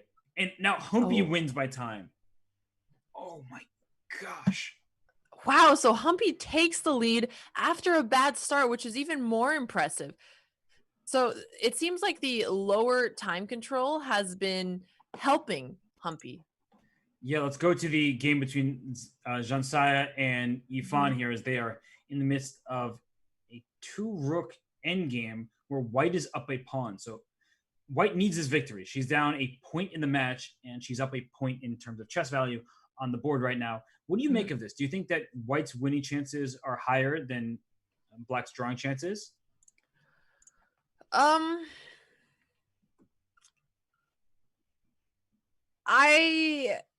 guess it's a blitz game. I have to remind myself it's a blitz game. But no, because she's playing against a knight, and I feel like knights are really tricky. The pawn on e4 is an isolated pawn, so it's probably going to fall. I think black has pretty decent drawing chances here.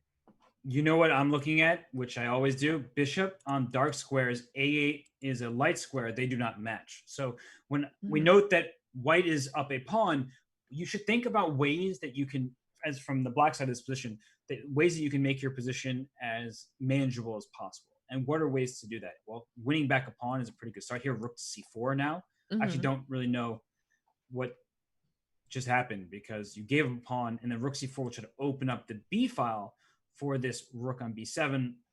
Although you do kind of give a clear path this a pawn, I think rook c4 is good. She plays it.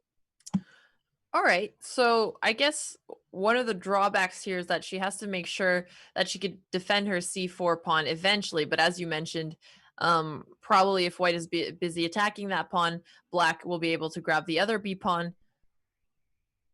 48 seconds for white here. Rook takes c4 is going to lose b2, but she's going to have that passed a pawn. What side would you prefer to play here? Passed pawn and bishop or knight and I connected pawns? Yeah, I prefer to have black's position because I don't think that pawn's getting very far. And if this Mm-hmm. bishop ever leaves g3, there's either knight e1 or knight f4 type of ideas going after the g2 pawn, which is on a light square. And I like what Yifan's doing. She's trying to play h4. There are actually mating nets that you have to be careful about as well. So you see an exchange on h4. Now I prefer white's position, so see how quickly that changes. I think black is totally fine, honestly. It's rook a2. Right. So does either side have any other tricks to try and get something more than a draw, or that's about how the game's going to end here? Probably just going to be a draw, like rook b1 check and then knight e5, threatening knight to g4. That's a trick that you need to be careful about. So Yifan, I wonder if she's sort of playing for a win at this point. It kind of feels like it. However, objectively, the position is totally fine for white and shouldn't be too big of a risk. 91 now. That's what she's probably going to do. Right. And again, 20 seconds with the black pieces with the white pieces here. So she does have, higher chances of blundering. But Hou Yifan is taking her time. So after 95, so she's trying to get her knight to g4. If bishop takes e5 though, isn't that just fine for white? Yes. And it's just completely level position. Although I guess if this black king comes into f4 and then pawn to e4, I can see how white gets scared and makes a mistake here because Hou black's Yifan declined a draw, by the way. well, I understand it. Black's rook is behind the pass pawn, stopping it, and rook takes a5 now. Rook takes a5, and then rook e5 to help her pawn. Oh wow! Because now her rook is the king.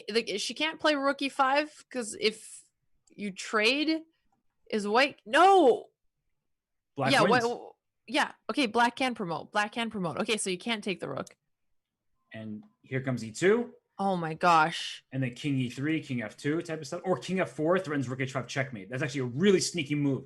King f4 threatened the queen and the checkmate. This is also good, but that other maneuver looked even better. Wow. And this is a very common idea you have in rook and pawn endgames. One thing that your opponent always tries to do is keep your kings in check. So you have to use the one piece you got to block them. And she did that beautifully. Wow, what an endgame there. That's why I never call games drawn. I just won't do it. Now it's completely winning. Of course, I'm not call this drawn. But even if the material is completely level, I sensed that Yifan was playing for a win. Speaking of, do you think players should ever offer draws in positions like that? I don't like draw offers, but in general, and offering a draw, she probably was nervous about her clock. She just wanted to split the point. But Yifan, let's just go back for a quick second before we take a break. This position, right? I think the chess players in us are like, wait, what? This looks fine. Right. You note that once this pawn came to a5 and the rook came to a2, bishop went to c7, that the bishop is away from the king. And knight e5 was played by Yifan after a 14-second thing, saying, look at this endgame. It still is a draw. It should definitely be a draw. But black's rook is in a prime location behind white's pass pawn and cutting off white's king at the same time. So that's a rook that's doing the most. And as we saw the game continue, that this king came to f4, and Yifan said, it's not about the pawn quantity, it's about the quality. And my pawn is a quick passer here. And this is all she needed. Rook e5. Just want to show why the rooks couldn't be traded. As after king g3, there was king to e4. And unfortunately for white, your king has to step aside, and then you can't stop my e-pawn from pushing. So your king has to go to some square, it doesn't matter where, and then the e2. And just to slow you down, king e4 is a critical move there. That's what I was calculating, because if you just push the pawn, then white can actually catch it. So you do have to see that very important in-between move when you're even thinking about playing rook e5. That's true, right? And you're fortunate for black, king d4 also wins because your king will come to d3 and help you push the pawn. But you're totally right that you can't just trade and hope that your pawn is quicker because it is more advanced. You have to calculate it through, and Ifan did that. So let's go to a break now. We will return with the bullet portion of these women's speeches championship matches when we return.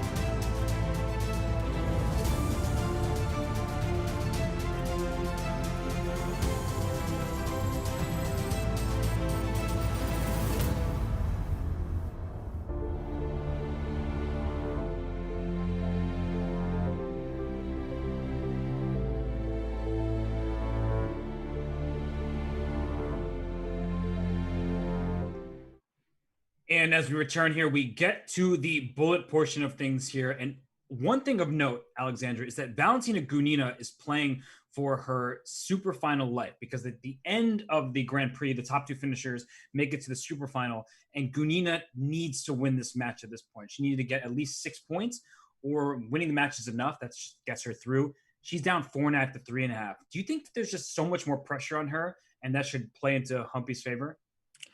There's certainly more pressure on her, and the shorter the time control, the more she's been seemingly having difficulty with the games. And I think it's a little bit similar also for Ho Yifan, who has been needing a lot more time. So maybe actually Humpty is going to have the advantage in the bullet portion, as well as if we're looking, sorry, Zanzia is also going to have the advantage there. Got it. I was going to try to fill in the blank. I didn't know where you're going with it, and I'd be there for you if I could have. I had a moment where my mind blanked. Sorry about that. It happens to me plenty where I'm like about to finish a thought, and then I'm like moving on to another thought or just a little jumbled. So I think that Ifan, she's up enough in the match where she will convert this and she'll win the match. Whereas I think we should stick for Humpty versus Gunina. That's where our attention will be, because that's a 1-point match, and Gunina is playing for a chance to make it into the super final. If she wins this match, she is officially through as one of the 2 players to the super final, and the rest of the players are trying to catch up to Anna Ushanina. So let's look at this game here. We see a bishop b4 check, knight b to d2. So Alexandra, what do you think about the opening choice by Humpty? I was actually on the Hoi Fan game, but I'm here now. Okay, so I like playing these kinds of openings as white. I guess the question is, how much experience does she have in them? I'm going to clock you for a second, because Humpty is now down 10 seconds in the early going. Mm-hmm.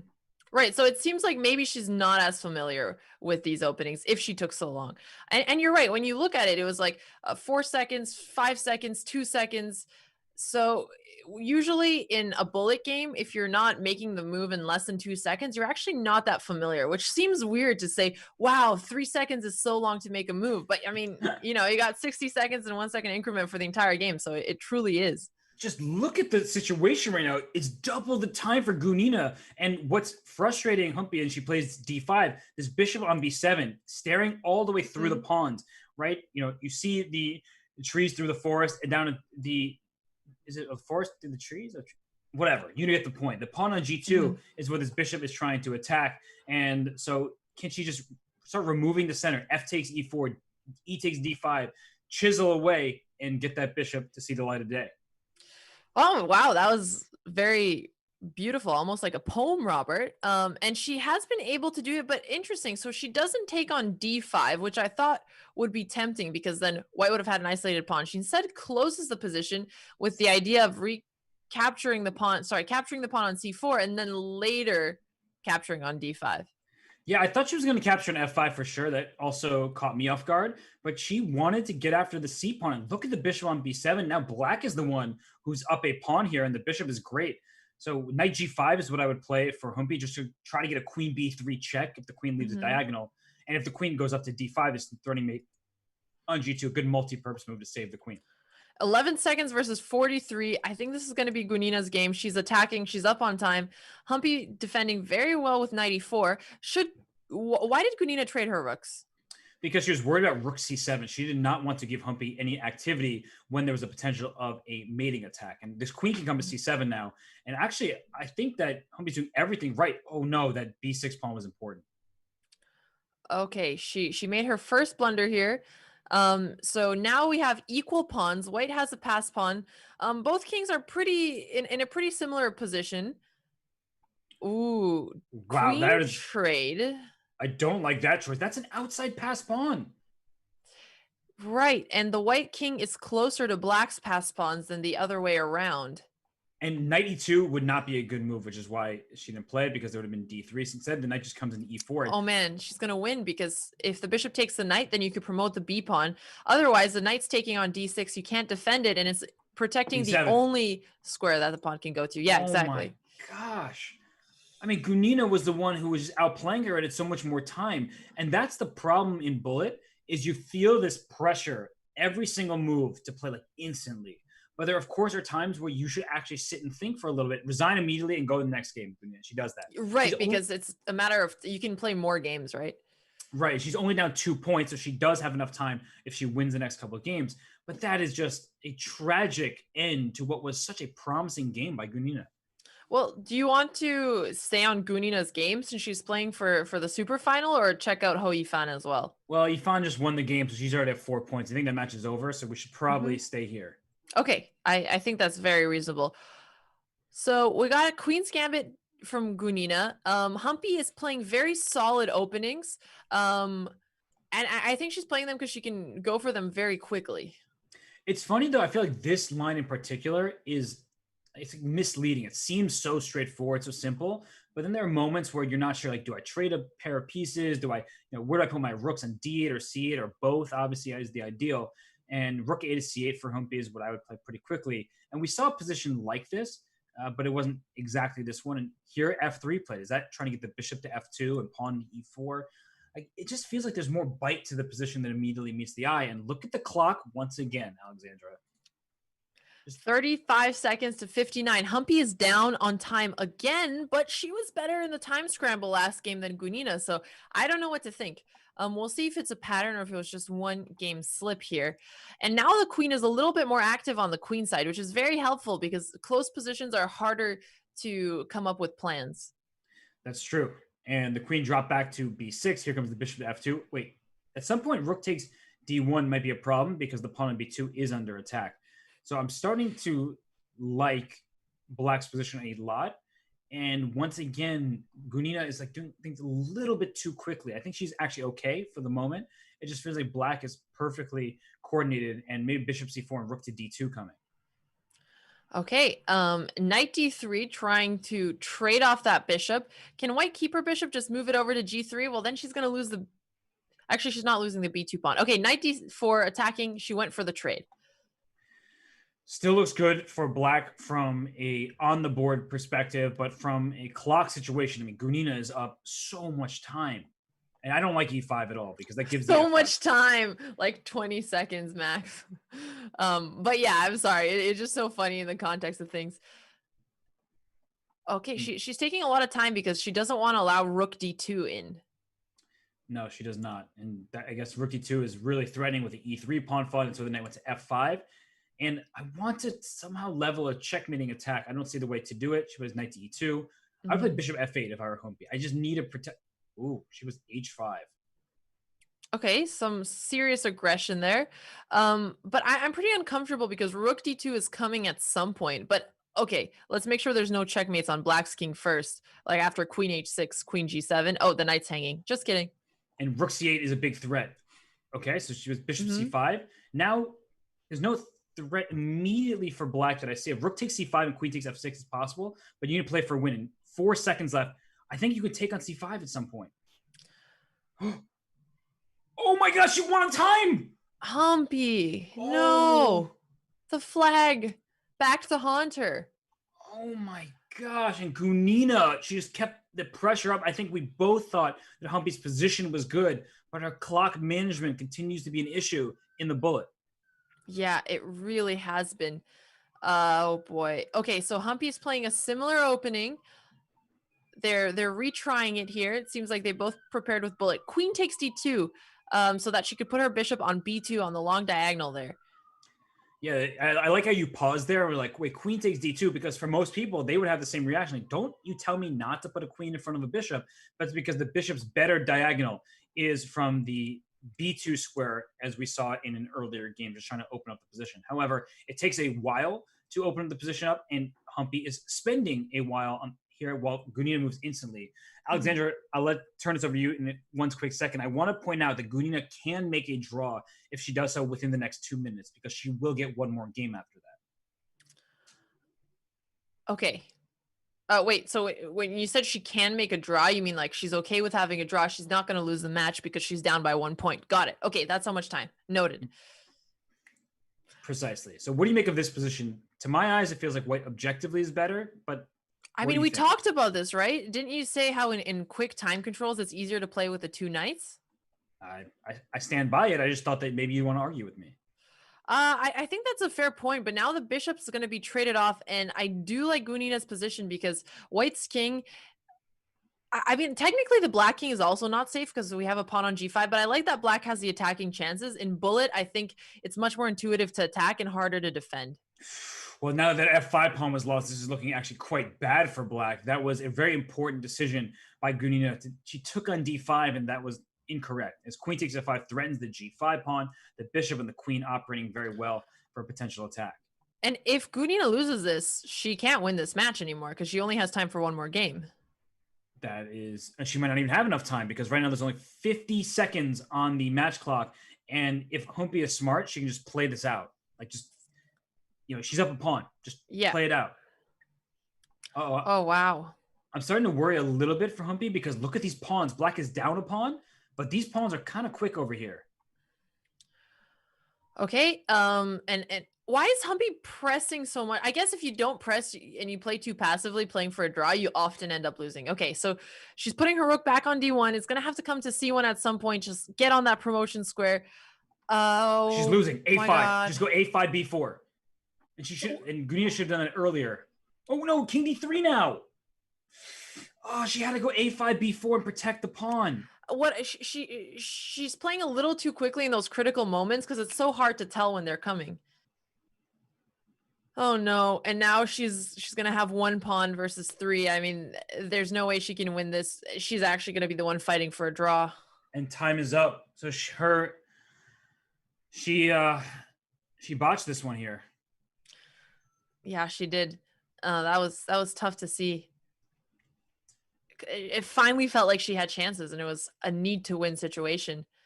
So Humpty can even just try to go for a draw here. There's nowhere the black king can go, and she wins the match. Oh, she's ambitious. I guess. Rook G3. Okay, she goes Rook G6. This is actually, I'm a little nervous based on how Humpty's clock management has been in the previous game. I was surprised she didn't go for a draw right away, but it seems like she realized that it made most sense. Oh, how much longer do they have? Nope, it's over. It's over. Okay. It's over. This will not count, which means that actually we officially, if I'm not mistaken, if my math is correct, we officially have one of the participants set for the super final. That will be Anna Ushanina. She, with Gunina's loss, I think she's trails Ushanina by 1 point in total game points, and that sends Ushanina through to the super final. Got it. Wow, that's heartbreaking. Yeah, because Gunina was playing so well, and she fought until the very last game. That's tough. That's tough. She had so much pressure, and sometimes it's not your day. Happens to everyone. And it honestly felt like it almost was Gunina's day, and something just went wrong there in the bullet. She had 3 good games. I mean, that last game was not a good game at first, but then she actually somehow outplayed Humpty and couldn't convert when she needed to. Yeah, that's exactly what ended up happening. I'm curious. I want to see Gunina's bullet. So I mean, her bullet is 2550. Her highest was 2639, and Humpty's bullet was 2453. Her highest 2541. So she was higher rated in bullet, both at their peak and their current rating. And I mean, Gunina is known as a speed demon, and you saw that on full display where she was up on the clock every single game. And that's the tough part when you play bullet. You're just in this mindset. You have to play instantly every move, but there are moments where you just need to breathe.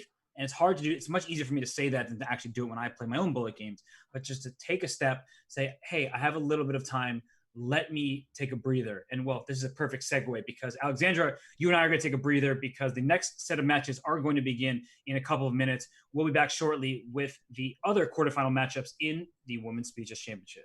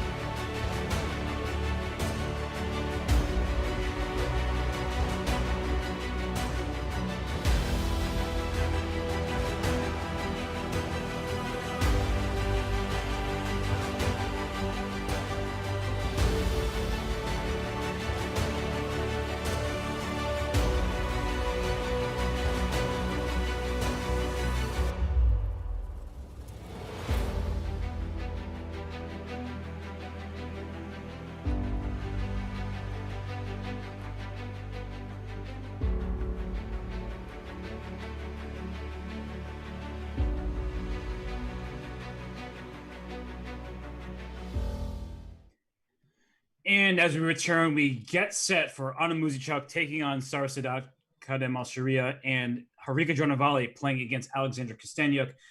Well, Alexandra, I guess I know that you're probably rooting for the person named Alexandra, or is that too confusing? I'm a commentator. Am I allowed to root for anybody, Robert? You can root for me. That works. I always do, Robert. I always do. Oh. Okay, I'm going to flip the question. What are your predictions for this match? Okay, I'm going Kosteniuk because she seems like she's in really good form and she's played extremely well throughout the WSCC thus far. And that's, of course, taking nothing away from Harika Jonavali, who beat Tatev Abrahamian by 1 point yesterday. The final score was closer than I actually remembered it being, but it was a good match on Harika's part. And then as we look at Anna Muzichuk and Sara, oh gosh, I don't know how to pick that one. I think that Sara has proven to be very strong, has made to every single semifinal thus far. She's made the 2 semifinals. So on that front, I want to say Sara, but Anna Muzichuk is super duper strong. And I don't know, Alexandra, you pick that one for me, please. Just do it. Help me out. Help a guy out. Oh, I think we should just talk about their different strengths and weaknesses and maybe not necessarily predict that one. Okay, that feels like a cop-out. I'm so going to get roasted in chat for that. You deserve it because I just, went out with my first pick. I was just like full steam ahead. And then you just said, I'll maybe think about it and we can talk about the strengths and weaknesses and figure out who's the better player. yeah, exactly. That's what we're gonna do. And looks like the game started, so no more times for predictions, Robert. Where do you want to start? You play dodgeball?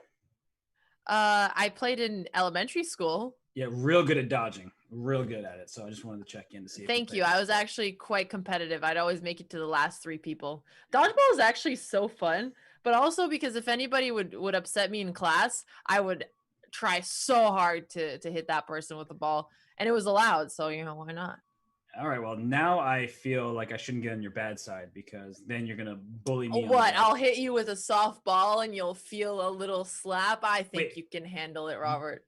I mean, dodgeballs can be really. Anyway, let's talk about the chess before I get into a full conversation about dodgeball. And when I look at this position, Sara played this in previous matches.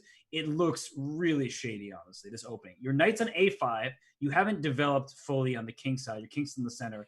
But somehow this is an acceptable approach that Sara has relied on in the past. So when you see this position, Alexandra, what do you make of it? Because to my eyes, it really looks obscure. Yeah, I don't like it. And usually the openings that look obscure or odd, they're probably not the best opening, but it might be one where Anna Muzichuk is really comfortable with it. And sometimes that's more important. Maybe c4 followed by b3 is what to trap this bishop on a2. So we've seen sad bishops throughout today. We saw that game between Zanzia and Yifan, and that's something that I'm worried about. So I'd probably take on b4 if I were Anna and just so c4. Yeah, I thought c takes b4 made a lot of sense as well. But if she played bishop e3, she must have some counter idea here, right? So maybe. Well, if she moves the knight, her bishop is trapped, so it can't be that. Maybe bishop d4 instead, since she just played bishop e3. So she ends up just giving away the piece. I can't really think that was totally intentional, but I see compensation for in the form of this terrible knight on b7 and 2 pawns for the piece. It's not full compensation, though. It can't be.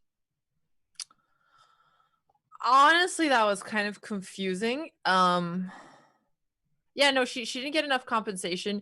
She has 2 pawns for a piece. 2 of those pawns are doubled. And even if they aren't doubled, that's usually never the right way to do it because even just having 1 extra minor piece is so helpful at grabbing pawns that she's not going to be able to keep them both. The one downside I would say about Sara's position is knight on b7 and the knight on e7. You don't really have clear-cut plans for these pieces. And the knight on e7 is sort of stuck because this pawn e4, the knight on b7 doesn't have anywhere useful to go just yet. I would consider playing a5 to get my knight to c5 or trying to get d5 to happen. That move just is really hard to see happening with so many white pieces staring there. Yeah, that's fair enough. So b5, she's at least trying to fix her pawn structure. But so a takes b5. Let's say she takes with a knight. That seems pretty intuitive. Then she'd also be putting pressure on d6. And then it's queen to b3. This feels like black's pieces are just free flowing, and you are up a piece for just two pawns that aren't menacing yet. It's a position that Sarah needs to be careful in, but Hmm. ultimately I think she's able to. Oh, she took on c3. Speaking of needing to be careful, when you give up that fiend kettle bishop, your king side has some vulnerable dark squares. True. So she thought that knight was a really good defensive piece, so she wanted to get rid of it. And I guess also if white would have recaptured, she could have doubled up her rooks on the open file. So she decides to save the knight because a takes b7 would have also forked the two rooks. And True. now she can recapture the bishop. And then there's knight takes e4, right? Just stealing this pawn in the center. And black's king, you can't just attack with one piece. You have one dark square bishop, great. Put it on h6, put it on d4. You're not checkmating me. My knight's coming to f5. Now this is just a clearly advantageous position for black. Although with this outside pawn, if you can get into a7 and get your rooks to the b file, you have some hopes of surviving. It just seems like a. It's just so hard to believe. I mean, white has terrible pawn structure, two hanging pawns. I guess they're also pass pawns, but with an extra piece, you're going to be able to gobble them up. Rook c6 now. Very precise move. Yeah. And you're winning this a6 pawn by force. If rook did d7, you go king to f7, and you're just winning this a6 pawn. If it goes to a7, you have rook to a6, and then you take the pawn anyway. So this was really well done there by Sarah, just liquidating into a winning position. And unfortunately for Anna Muzichuk, her first game is not one that she wants to remember. Right. Do you want to take a look then at the Kostyuk and Harika game? Let's do it. Let's switch on over to the other matchup. And whoa, okay, we have even material, a very weird pawn structure where black has a pawn e7 still. You don't see that very often. So Alexandra, your first take on this position here. I would call it a level position where even though the material is equal, there's some asymmetry here. So the white king is a little bit more active. The rook on g2 is more active than white's rooks. Kostyuk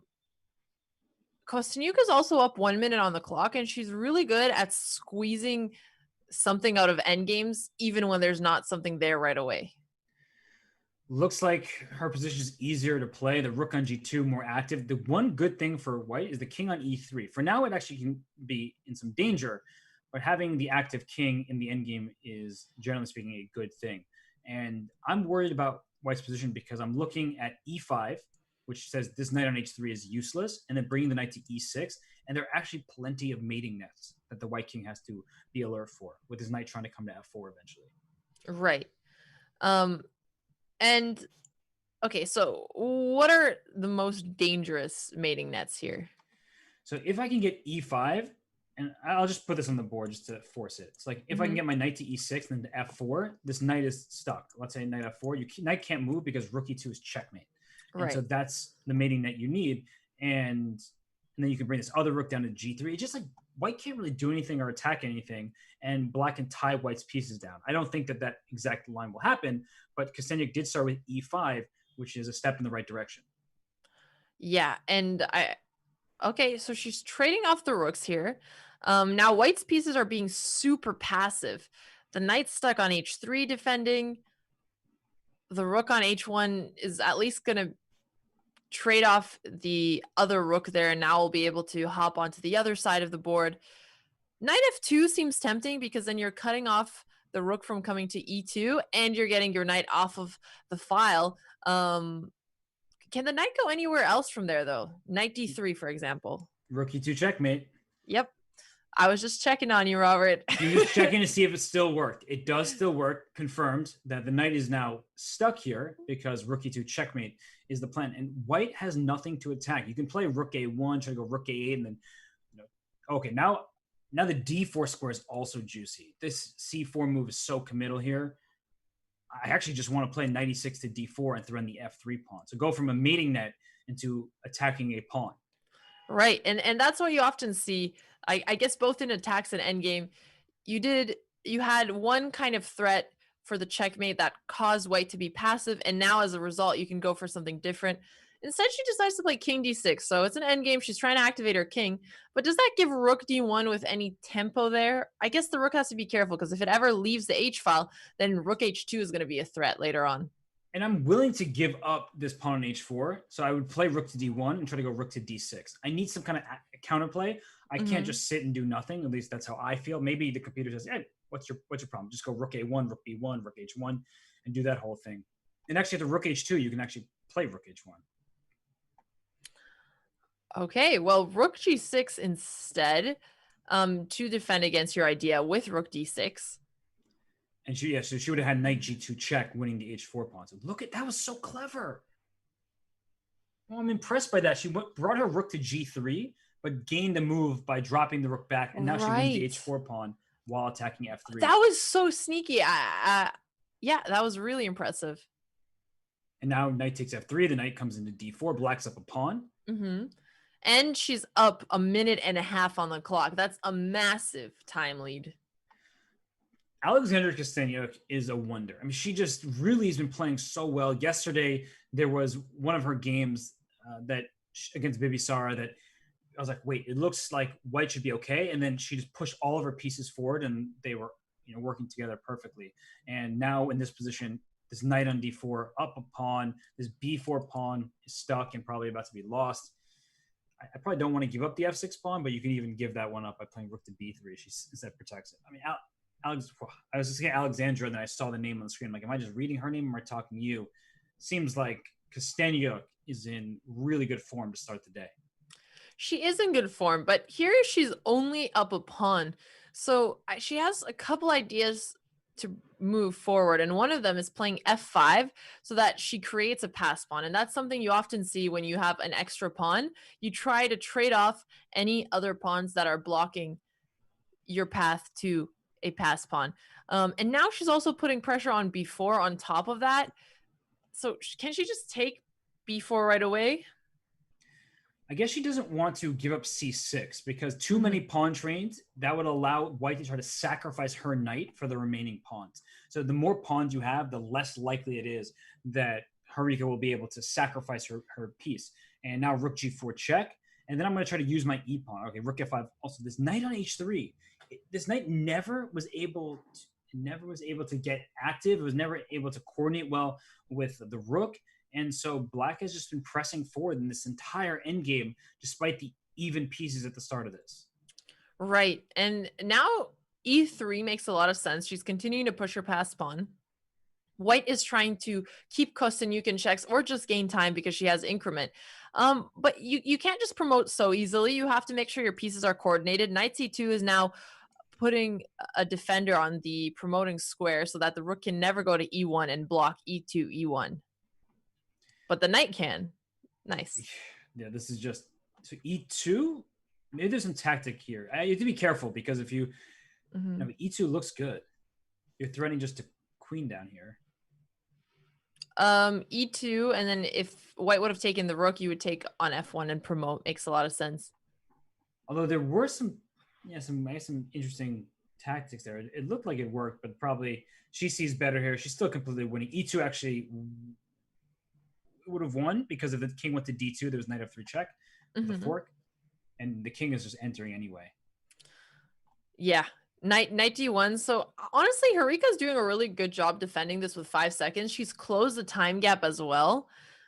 It's still a very tough position, but I don't think she could have done a better job at defending given the circumstances. I agree. And she wants to play knight f3 and transition into a king and pawn game, but that would not have been winning, I do not believe. So instead, she put her knight back to f5. Now her rook's on h2, cutting off the king. And here, rook d2 check. And I think you just march your king in, king e4, getting out of the pin. Good. Oh, she can't go king d4 because knight f3 check. Okay, but now she can play king g3, king f2. And she's bringing her king. Yeah, no, your maneuver was also very good there. Just helping bring supportive pieces here. Okay, now she can finally push. Okay, this is cleaner. This is even cleaner than what I was thinking. Yeah, she didn't want to give up the c6 pawn, so she just does this trade, and now she gets a queen, and she wins this game. That was, I mean, it was interesting because there were moments where we're like, wait, is she actually going to convert this? It's looking like Henrique's putting up stubborn defense. Ultimately, Kosteniuk had the advantage and was in control pretty much from the entire time we tuned into this game. So a deserved win for Kosteniuk. And that was only the first game, but it took over 13 minutes. Wow. And so how long do they have per time format again? So it's 30 minutes, and it's good to remind all of our viewers of this, 30 minutes of 5+1. Then we get 30 minutes of a 3+1. That's 3 minutes plus 1 second increment time control. And then finally, we have 10 minutes of 1+1 bullet chess. Got it. Okay. So I'm checking back on Sarah and Anna. We can take a look at their game as well. They're a little bit further along. All right, let's switch games over to that matchup between Anna Muzichuk and Sarah here. We see that, whoa, we're definitely further along. And this bishop on g2 looks brilliant. Yeah, I really like Sarah's position here. She's not up anything yet, but she has the more active pieces and the bishop pair. It looks like she's going to force a knight trade, or is the b5 pawn just hanging as well?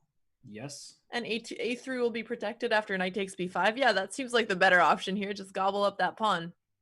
It's funny because my initial thought was the same as yours. Like, oh, knight takes c6. I'm left with a good bishop against a knight that doesn't have any clear outpost. And she just takes the pawn instead, which ultimately we both agree is better. I had the same exact thought as you of like, oh, let me just trade pieces. Okay. So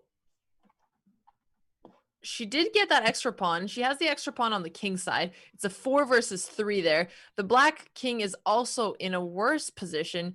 So in terms of trying to prioritize a winning plan here as white, do you try to attack the black king or go for some kind of winning material on the queen side? What would you try to do? It feels like both the weak king and the fact this queen on c5 has nowhere really to go exactly. I mean, it kind of feels like all elements are good for white, but that's distracting. And I honestly feel like I'm looking at this position. It should be so good because I look from piece to piece. The queen on a1 is excellent. It's hitting the entire diagonal. The bishop on g2 is the best minor piece on the board. The rook on d6 and the rook on c1 are more active than black's rooks collectively. And now that we're about to see a queen trade where queen takes e5, knight takes e5, and then maybe just knight to c7. Say, nah, no space for your pieces. I'm perfectly happy to enter this queenless position where I'm up a pawn and my pieces are still harmoniously operating. Wow, Sarah looks so cool, calm, and collected. She should be. And for Anna, I don't think she can really afford to drop this game. And she has chances to hold. There's only one extra pawn. As pieces start getting traded off, Alexandra, we talk about this quite often, that in rook endgames, rook and pawn games, one pawn, plenty of times, is not enough to win the game.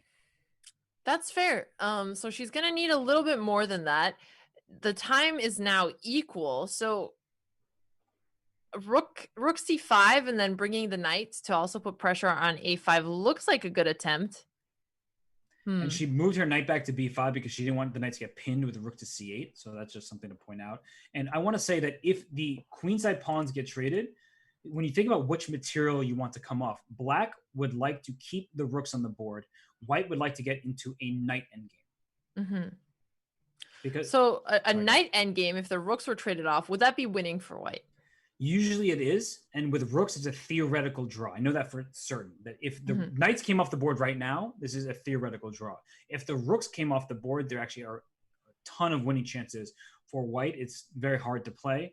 And oftentimes it's actually just with proper play, we'll be winning the side with the extra pawn. It's looking okay. I mean, Sarah's repeating some moves because she's low on time. So probably not that she's playing for a draw, just that it's hard to find a winning strategy here. But Anna's not going to let her trade off rooks. And I don't see a way she can force it.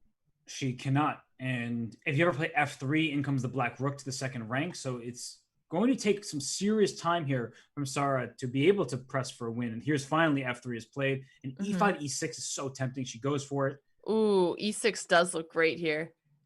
And now she can be putting pressure on the g6 pawn. And you're looking at the base pawns, right?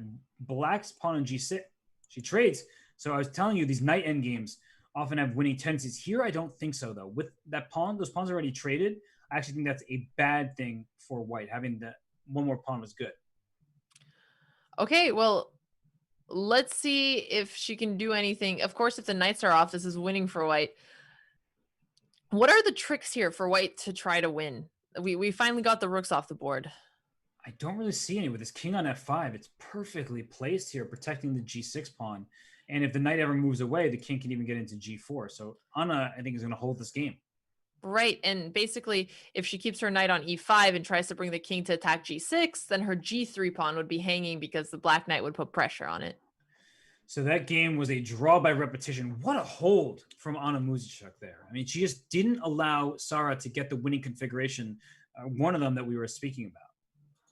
Yeah, absolutely. And so now we are, do you want to check out now the Kostyuk game since they're further along? Yeah, let's switch games over to that one. That one's really interesting, actually. So, Alexandra, since you had first glance here, what are you making of this position between Kostyuk and Harika? Okay, well, Harika's king is in kind of a funny looking position, but she's the one who's actually attacking on the king side here.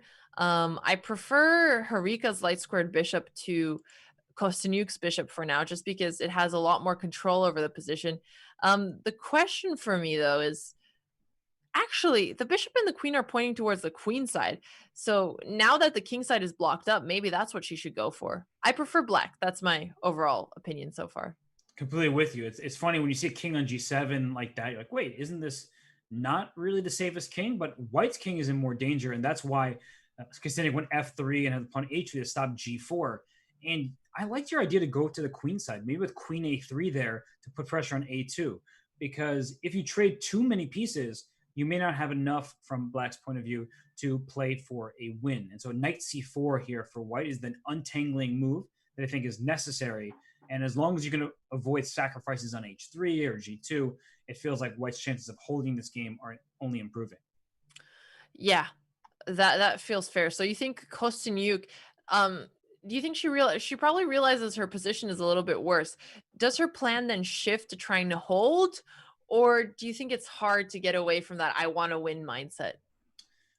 I think that black can just play for a win forever with no risk. And it's because there's a knight on f4, bishop on c4. This is the clearest example we've seen of how a knight dominates a bishop. This bishop on c4 cannot possibly attack this knight on f4. The d file, the only open file, is under black's control here. You can even play queen to d1 and exchange queens and then bring the black king from f8 to e7. Look at all of black's pawns. Dark squares. That's a light square bishop. Every single black piece, except now pawn c6, was in the dark squares. Alexandra, this feels like it's going to be a model example of good knight versus bishop without anything to attack. I mean, those games are always super instructive, so that's not the worst thing that's going to happen. And also, Harika, if she wins, then she'll be tied so far. And their games have been taking a lot of time. Although I guess they'll have time to start their third game before the time is up. That's true. We have 8.5 minutes left in this time control. So, yeah, they almost certainly will have time for another game unless this game goes like 200 moves, which is possible. In a closed position like this, it sounds like I was being facetious. No, in a closed position, sometimes you just move your king around a bunch and then you offer a queen trade and then you move a pawn here and there. So, okay, b4. Because I'm not going to just wait around here. I'm going to try to open up the board for my pieces. Yeah, and it makes sense. Kostyuk, if she is trying to hold a draw, she'll try to get some counterattack here because otherwise she's just going to get slowly rolled. B takes a5, B takes a5. She finally opened the file for her rook, but her rook also kind of has to be tied to defending that g2 square because otherwise there's rook d2, bishop f1. I guess bishop f1 kind of helps. Oof, g3. So trying to exchange the weakness from g2 and turning into a weakness on h3 here. And oh, that's a good move, rook c1. This is actually looking really bad for white. True. I mean, it's been looking bad for white for some time now, but I guess the correct way to say it then is Harika has just been seriously playing well with her advantage, just converting it to something slightly more and more, which is how you win games, right? Here comes king h5, king h4, king g3, by the way. That's what black's going to do. Just play for a checkmate. True. It's like I just thought of a weird question. What's up? So most computers would be able to beat another computer if they're like in a +1 or like +2 position, right? Mm-hmm. But doesn't that almost mean then like being +2 is actually like plus infinity because you just keep converting that advantage to a bigger and bigger number? Or like the limit is reaching infinity in point value? If the engines could see that far, then I guess. And I don't know how we got into these deep philosophical Sorry, talks. I don't think that even makes any sense. I'm sorry. Let's go back to the commentary. Okay, chat is either question marking or okay. Honestly, So that was a really like I would love to have this conversation with you when we're not covering speed chess. yeah, Because absolutely. I'm sorry. Let's go back to it. no reason to apologize. Don't be so Canadian on me. No, because the point is like Kostyuk has been playing her best game, her best play the entire game, but she just had a slight disadvantage earlier, and it's just rolling into something bigger and bigger. So that's why I was thinking about it, because it was relevant to this game. That being said, let's go back here. Okay, so 30 seconds on both sides. And I wonder if actually she's close to holding this at this point, because she's trying to sacrifice her B pawn to win the A pawn. And yes, the G4 pawn is probably going to be lost, but there are times we've talked about this, just down one pawn in a rook end game, you still have good chances to hold. Okay, so oh my gosh. And here it is, the F6 pawn being a weakness. But okay, I'm not the expert in rook and pawn endgames, and I'm not going to pretend I am. But whenever the king is in front of the pawns that want to get promoted, and it's in the center of the board, doesn't that give white really good drawing chances? Yes. No, white is actually, I think, objectively drawing this game right now. King E2, King E3, just play this back and forth. And if the black king moves, you can't go to F4 because you're the F6 pawns hanging, and they made a draw because there was nowhere for black to make progress from. The rook would have just kept on the 6th rank. And if you traded off a pair of pawns, a rook and one pawn versus a rook in that position with the king in front of it is a draw. Okay, I never like these positions for white. It feels like I'm still on the chess queen and Harika game. It feels like whenever you trade off queens, you're basically giving your advantage back. What do you think of this choice? She just wants to get into an endgame here? Yeah, I think she wants to avoid the Botez gambit at all costs. So by getting rid of the queens on move 4, that way you don't have to worry about it. On a more serious note, and not taking shots at my co-commentator here, is that white's just saying I have a bit more space. If you look at the pawn structure, white now has pawns on A4 and E4. Black isn't fully developed. I'm going to try to play A5, maybe bring my rook up with a rook lift, and it just feels easier to play this position for white, even though ultimately I think that black isn't in bad shape. White just is first to the punch. Absolutely. And should we also, I'm just checking quickly back, Anna and Sarah, they are finishing off their game as well. And it's really interesting because both sides have some crazy tactics here. Queen takes F2. Okay, so Sarah goes for and if she takes the knight, well, the knight on C6 is also hanging. Does white try to keep the knight here? She's down a pawn, so she probably should, eh? Yeah, because king takes F2, there's actually rook C8. What an important move. Pinning the knight so you can take the knight 6 with the rook. If you take like the pawn right away, you lose the C6 pawn. So that actually is a really nice tactic there by Sarah. And just by looking at this position, I felt like black's king was in some big trouble here. And queen B6, like that's such an obvious looking move going for a checkmate. But then queen takes F2 happens. You're like, oh my gosh, now I have to try to find a way out of this position where I'm down a pawn. So really nice find by Sarah. Her tactics seem to be in good shape today. And for Anna, this start already down 1 point. Let me ask you, Alexandra, do you think she's gonna be able to hold this game? 44. She's down an entire minute. I don't know. I think she's not just down an entire minute, but she's also off on the wrong foot in her match. So I think it's going to be really difficult. Agreed. Though we did see her yesterday go down 3 games to none against Mungzul and then win in the bullet. That's true. So she was able to recover, but that was after the time control changed, and we don't see that just yet. Oh, knight c3 is kind of an interesting idea. Knight takes, and then if black takes back with the pawn, even though it's passed, the white king is so close, she'll be able to come get it back. So I guess black can retreat her knight, just put it on f6, because isn't it easier to draw games when you're up a pawn just when you have knights? So why isn't she going for the trade? I guess she figured that, Anna knows that. So if she drops her knight back instead of a rook trade, the rook will move off the e file. But ultimately, I do think that knight f6 or knight d6 right now is a very good idea. So I do think that Sarah should go for that. I guess if she does play something like knight f6, Anna doesn't have to trade off rooks. She could just go for like rook d1 check with tempo and get out of there. Why is Anna hesitating to take on f5? Shouldn't she want to create an isolated pawn? Absolutely. Now is the time to do that. Take on f5. As you're pointing out, put the rook to d1 and the king f3, king f4. Okay, she's hesitating. And now g takes f5 isn't necessarily... Okay, I thought Sarah could have taken with a king too, which looks really weird. But I guess she thinks that this pass pawn is an advantage and not a weakness. Yeah, and she wants to keep her king on e6 so that the rook can't come down to d7 and start harassing the pawns on the 7th rank. And now we have a position where exactly what you were saying might happen, Alexandra. It's an extra pawn for black, but the king is blockading the pawn. And this looks like a position where with best play, it looks to me much closer to being a draw than a win for black, especially now. Absolutely, because there's no way that you can make progress with your passed pawn. Okay, and now she just lost the extra pawn, so it should be a draw. Hey, Anna seems like she'll have held this position. Showing off some really good endgame technique, and now she's going to survive this game. And that has to be good for her chances, good for her confidence, because she has been struggling out of the gates. And if so king g5 is giving up the b7 pawn.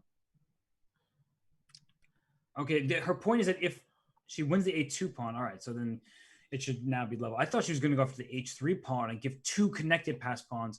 Of course, Anna's like, nah, Sarah's like, no, that's not what I'm going for. I'm just trading off in this way. And honestly, if any side's better, it's white, but it's just should be a split point. Yeah, I think that is fair, although Anna has... you did say that Anna did pretty well in the shorter time control, so I don't think she's bound to blunder here or anything like that. Don't play rook h8 and take on h4 because it's rook b4 check. Ah, good find. Okay, well, she still has to prove that she can hold a draw here. The king, as you said, rook g3 now doesn't work because she wins the pawn. And actually, even if the rooks are traded, her king is already getting to h1, and that's a draw without rooks. And she knows that, and she goes for it. There we go. Here we see it. It's a draw by insufficient material, which means there are no pieces on the board. And so that means that Sarah, she goes up 2-1 as we enter the next time frame. Alexandra, it's time for our break. You ready for it? I'm ready, Robert. I'm so ready. I don't know about you, but I'm really excited for our break. Couldn't be more excited. There's nothing I enjoy more in chess commentary than taking a break. And, well, that's a joke. I love talking about chess. But it is time for our break. We will be back in a few minutes. We'll be refreshed and ready for the quicker time controls. You will not want to miss this action from the FIDE Chess.com Women's Speed Chess Championship.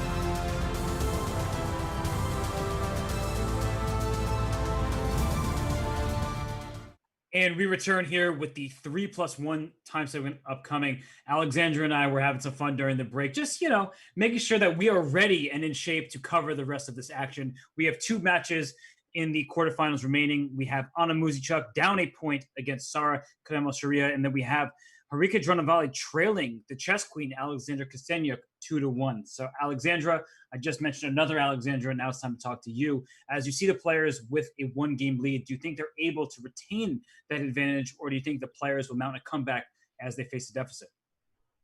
I should probably not do that thing where I just talk generally and don't give any predictions, right, Robert? You can do what you want. You are a strong, independent woman. Okay, I think now that the time control is going to be shorter, that's where Anna will play a little bit better. So I think Anna's going to make the gap smaller. And I think Kostenyuk is just so good at all time controls that she's going to keep her gap. All right, I could see that. I think Kostenyuk is just playing so well that I'm also going to join you with that vote of confidence and go with her. And then Anna, I do agree, especially after yesterday, she was down 3-0 and then outplayed Mungzul throughout the 3-minute and then the bullet portion. However, Sara, to her credit, is higher rated than Mungzul and has been playing very well in the WSCC. And These position already, as we see between Anna and Sara, is very sharp. The queen is on B6, which actually staring at F2, the knight on E5 hitting the C4 pawn, and his knight on B5 is trying to get to C7 at some point. So it's a wild opening that has some deep theory that I personally don't know. Yeah, I don't know this theory here. It looks really tricky. So there's a knight hanging, but she's also attacking the queen at the same time.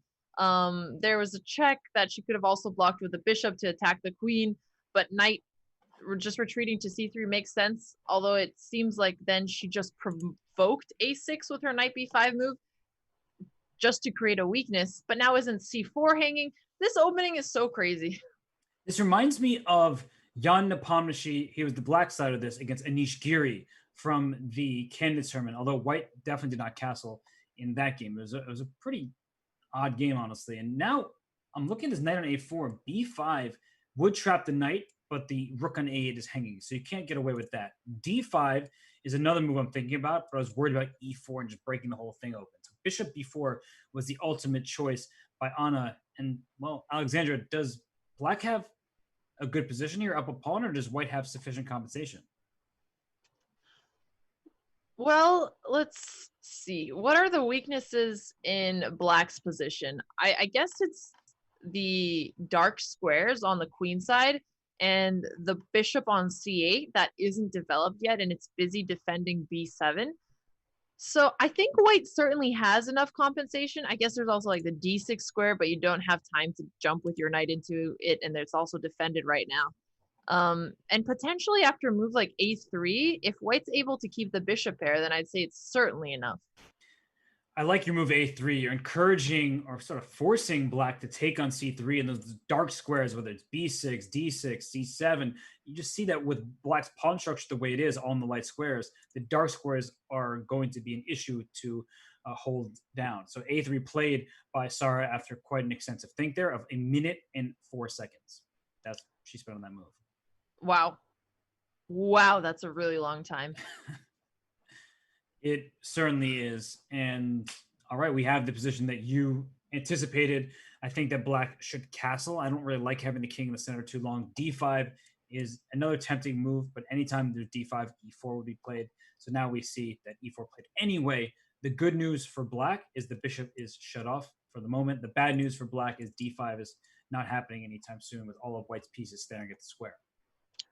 Okay, well, now white has to get when you're playing and you're down a pawn, you either get some kind of dynamic position or you got some kind of strategy to win your pawn back, right? I don't, while I like Sarah's position, I don't know what the way forward is, if that makes sense.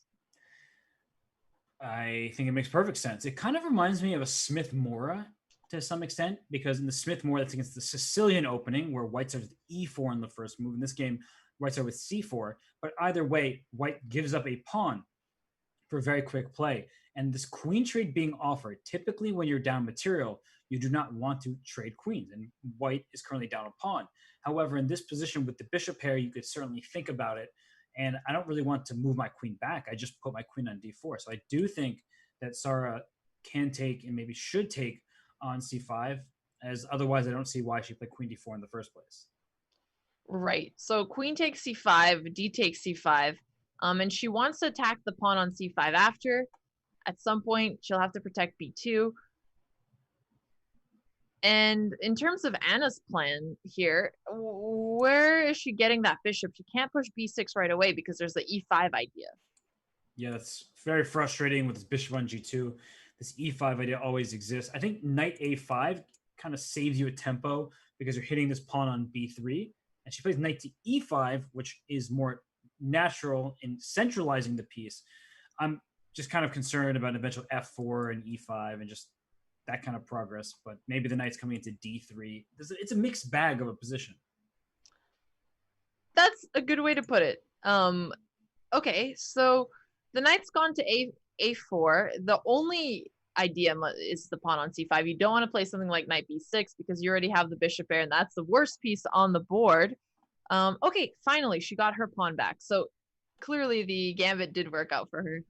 Yeah, she's going to take on c5, and the good news for Anna is she puts her bishop on c6. So she was able to develop that bishop that was struggling back on c8. She connects her rooks.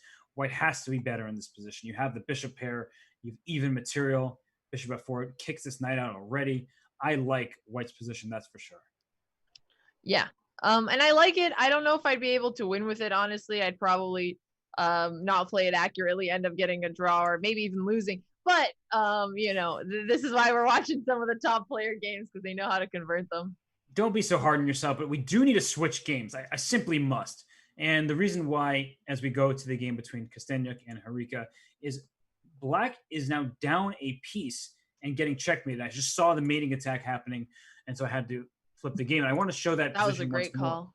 Because around these parts, I moved 20. White went d5, and I'm like, what in the world is going on here? White is down a piece, but the king is in the center with no pawns in front of it. And then the game continued with a sacrifice of this rook on d1 to get this pawn all the way to b7. And not only did that pawn get to b7, it promoted with a queen sack on d2. She went rook takes d1, giving up her queen so she could promote the b pawn into a new one. What a fantastic performance there by Kosteniuk. And she took on d2 with her king of all things. Like, if you took with the rook on d2, there was rook e1 check and queen e3, which wins this rook on d1. So instead, she took on d2 with the king. What a brave player winning this game, Alexandra Kosteniuk. Man, her online chess and her classical chess is just so impressive. It is for real, winning that game. And let's go on to the new game between those players, unless you want to switch over back to the... Maybe we should, because they have less than 20 seconds each. Okay, let's go back to the Anna Muzichuk and Sara Kademal-Sharia game here. Whoa, there's a knight on c5 and an outside pass pawn. Looks great for White. Yes, it does. It seems like she should be able to either promote that pawn or win the c pawn.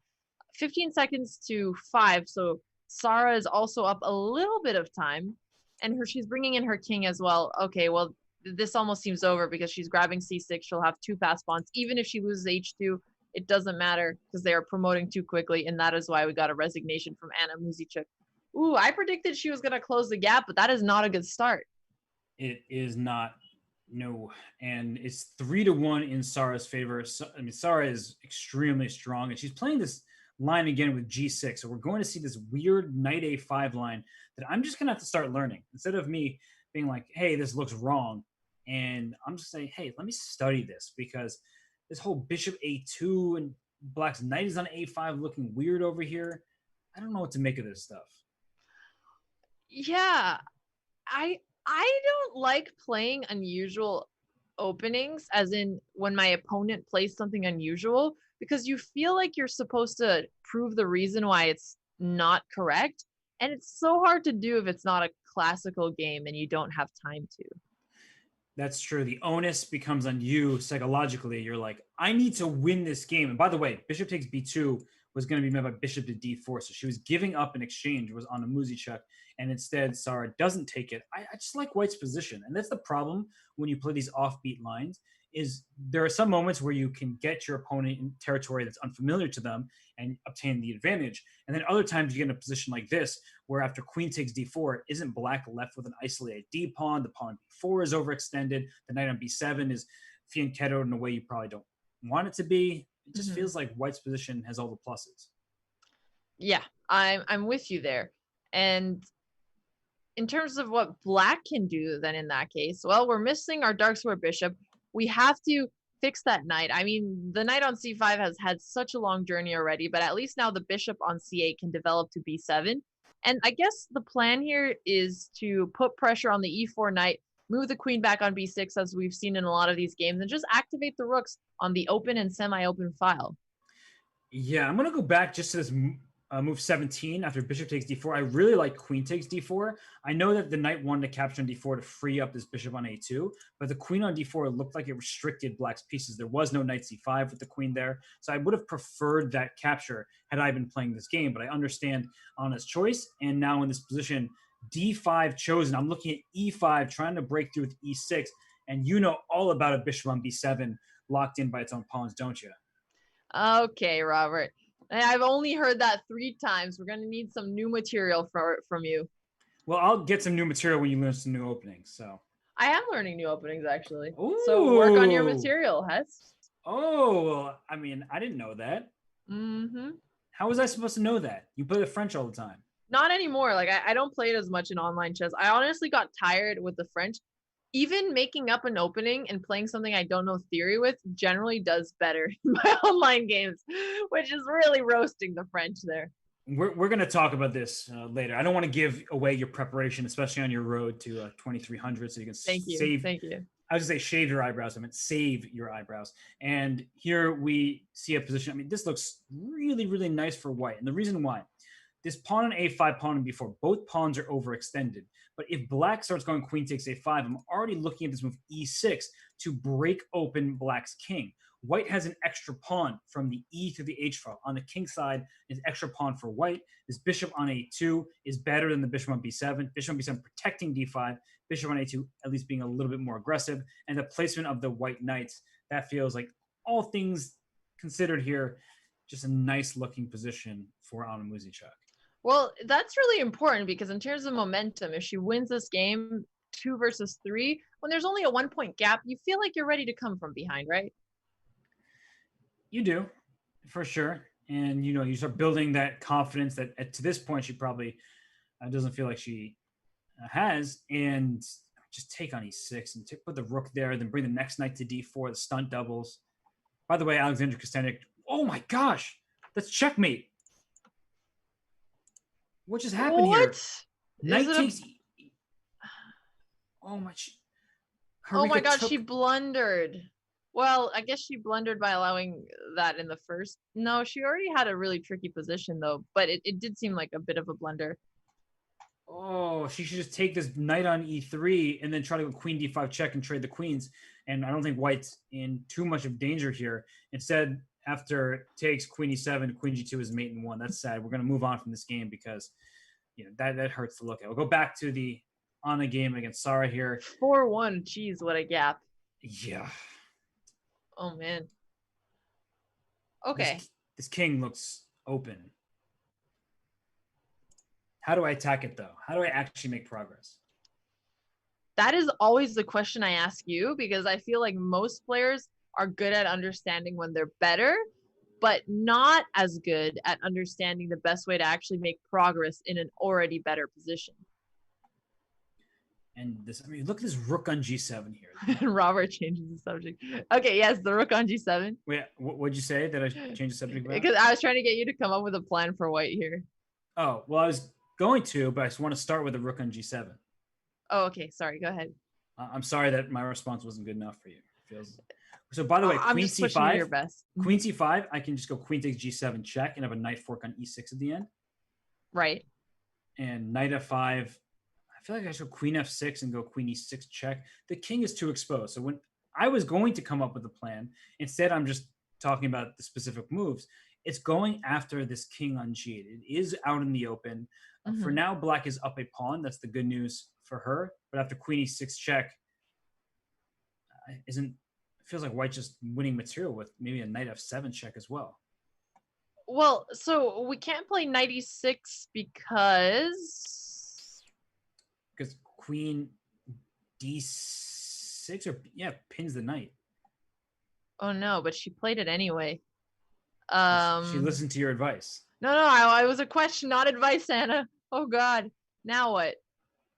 Now our knight is no longer pinned because it's protected by the rook. I still think it's easier to play this position as white, even though you're down a pawn in a bullet scramble. King safety. Knight takes d5. Oh gosh. Oh, she didn't take that. Looked like a very free pawn. All right, but she could still actually just play for the initiative here because the pawn d5 is pinned. So queen c5 now. Keep f2 defended. Go after the b4 pawn. And the d5 pawn's also under attack. 11 seconds to 12 though. So she has to be careful to not blunder any mates. I mean, even especially after a move like d4, g2 is already under attack. Knight f3 is incoming now too, putting pressure on h2. And winning the exchange. Yeah, she could have. Oof. Oh yeah. no, Anna, this is rough. So we're seeing 4-1s in both of these matches. Sara's just playing really well in time trouble. She is. She really is. Okay, it's not actually over yet. Being down in exchange is not so bad, especially when the black king is so open. I didn't know about trading bishops necessarily. I guess she's winning a pawn in exchange. It's still easier to play for white because of the king safety. Wait, you think this is easier to play with white? Yeah, knights are tricky. Well, now it's not because queen e1 check just trades queens. So that ends that whole argument. Right, and the reason why this ends it is because the knight and the pawn, they don't work well together unless they have a king nearby, because the knight can't just keep protecting, and that's why Sarah was able to grab it. But there's still some drawing chances here, though. One pawn and a knight. Can't she just put her knight on e3 and then just shuffle? This should be, with proper play, Don't blunder up the flag! Ah! She did. No! Oh, gosh. She had a good position, and then she worked hard to save it, and then we got hit with the flag. Oh no. Yeah, that was rough. Let us switch games over to the Kosteniuk versus Harika matchup. Both scorers are now 4-1, and honestly, I started looking at the position, trying to figure out, is white just going to hold this? And the next thing I know, you're screaming in my ear about the time, and you're right to look at the clock. No, don't apologize. I thought you were going to say I made you go deaf or something. I was like, no, I can still hear you. We're still having a conversation, so clearly good. I can hear. Just letting you know. 1 minute later, Robert, what's that, Alexandra? That will happen, I'm sure. Eventually. What's this rook on b4 for Kosteniuk? Like c5 is the immediate threat for black, and this rook on b4 just feels very out of play. Yeah, I mean, you never really want. I mean, the rook is not on an open file, and it's in front of its own pawns, so that's super awkward. The good news is it keeps the knight on d8 stuck there for the time being, although that's just one piece, whereas the rook is, queen d5. Actually, I kind of like that. The bishop on the dark squares will be pretty powerful in these positions. True, but the pawn on d5 is so weak that I actually prefer black's position here, because can't we try to get the black knight to somewhere like, I guess c5 would allow a trade, or e5. Get the knight on e5. Knight f7, knight e5. That's what's happening. Looks pretty solid for black unless there's a trade. But if it's a trade, then the black rook is going to be the one on the open file. Here comes the knight. And I think Kosteniuk is going to try to just shuffle now because she is in danger of having a worse position. So she's just trying to keep the status quo. And Harika, needing wins, she's down 3 points in the match. She plays c6 to open up the position. And knight takes a5. Thank you for that pawn, because then b3 is falling. She found a way to push for this. I mean, I thought black was slightly better, but I didn't expect her to to get creative with it here. Knight c6. Okay, so b4 is under pressure, is protected by the bishop for now. But that way, if rook takes g5, then you trade off and recapture. So it's actually a defensive move, both defending the knight and the g5 pawn. She takes anyway. I thought it would have been better to try to keep the tension here. Yeah, and now it's a clean extra pawn for Harika. Ooh, c5 though. That comes as a little bit of a shock. Now you take on d6, and if knight takes his bishop b4, she drops the rook back. This g-pawn, start pushing that thing. There you use that as go. a decoy. Oh, we got Nicola in the chat. Good to see Nicola. He was VIP'd in the chess channel, and he's always helping the entire chess community on Twitch. Thank you so much for the 1,000 bits for the chess channel. Woo, thank you, Nicola. And this knight on c4 is on a light square, which can't be kicked out by this dark square bishop. And the reason why Kostyuk is holding very good drawing chances is because Black's is tied down to the defense of this passed pawn, and Black's pawns aren't that easy to push. However, I like what Harika has been able to accomplish in the last few moves. Rook c6 check, knight d3 or knight c4. Okay, both are reasonable moves. Okay. And here come the pawns. Or the repetition. No. Nah. Okay, king f7. You gotta push that king away and keep pushing those bad boys over. I guess she has to be careful to not just push pawns. Oh. What could go wrong? Well, isn't it cool when your players answer your question? What could go wrong? It just went wrong. Yeah, it's a simple draw. King a4, rook takes a5. Everything is traded off, and you need to play for a win in that position if you're Harika. She can't afford draws. She's just down too much in the match. Yeah, I guess technically she could come back in the bullet if she feels like that's her strength. Against Kostyuk, good luck. Yeah, and actually, Harika's bullet is lower than her blitz. It's 2472, and Kostyuk's is actually 2473. So they both have lower bullet than their blitz. It's because they're chess players who actually respect the game. Let's go to the other matchup between Sarah and Anna. Let's bring Sarah on camera probably, and that way we can see how she's doing from the white side of this position. She's up 3 points in the match, although in this one I like Anna's position. In the previous games I think Sarah's been doing quite well, but now Sarah has her work cut out for her because look at the pawn structure. Isolated B pawn, isolated D pawn, open diagonal, potentially for h3 to come in with a mating pressure. Oh, that does not look good. Those pawns are begging for trouble here. Queen f3, attacking the pawn on f4. Queen's under attack now, and it just gobbles up those pawns. Sarah is doing anything she can to get counterplay, so I understand why she's put a Botez gambit. I was gonna say I didn't see it right away. Oh my gosh, that's just like Sarah is just no. But see, Robert, it's not just me. It's not just me. Can we please get that out in the world? I'm not the only one who pulls those off. I agree with you. I need you to say it so that I could clip it. You are not the only person who blunders their queen on the regular. Thank you. But maybe you could add up with even grandmasters do it. Even grandmasters blunder their queen in time trouble. Great. I'm going to clip that. I'm glad I could do that for you. Thanks, Robert. Just going to replay it in my sleep. It's going to be okay. It's going to be okay.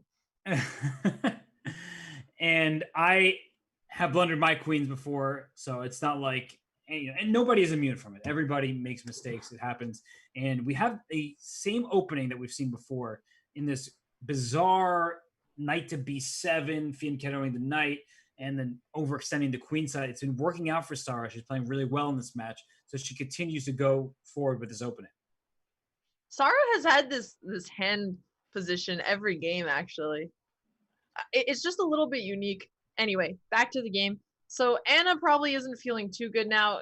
She can technically catch up, but a 4-point gap. Has anybody come back with such a huge gap?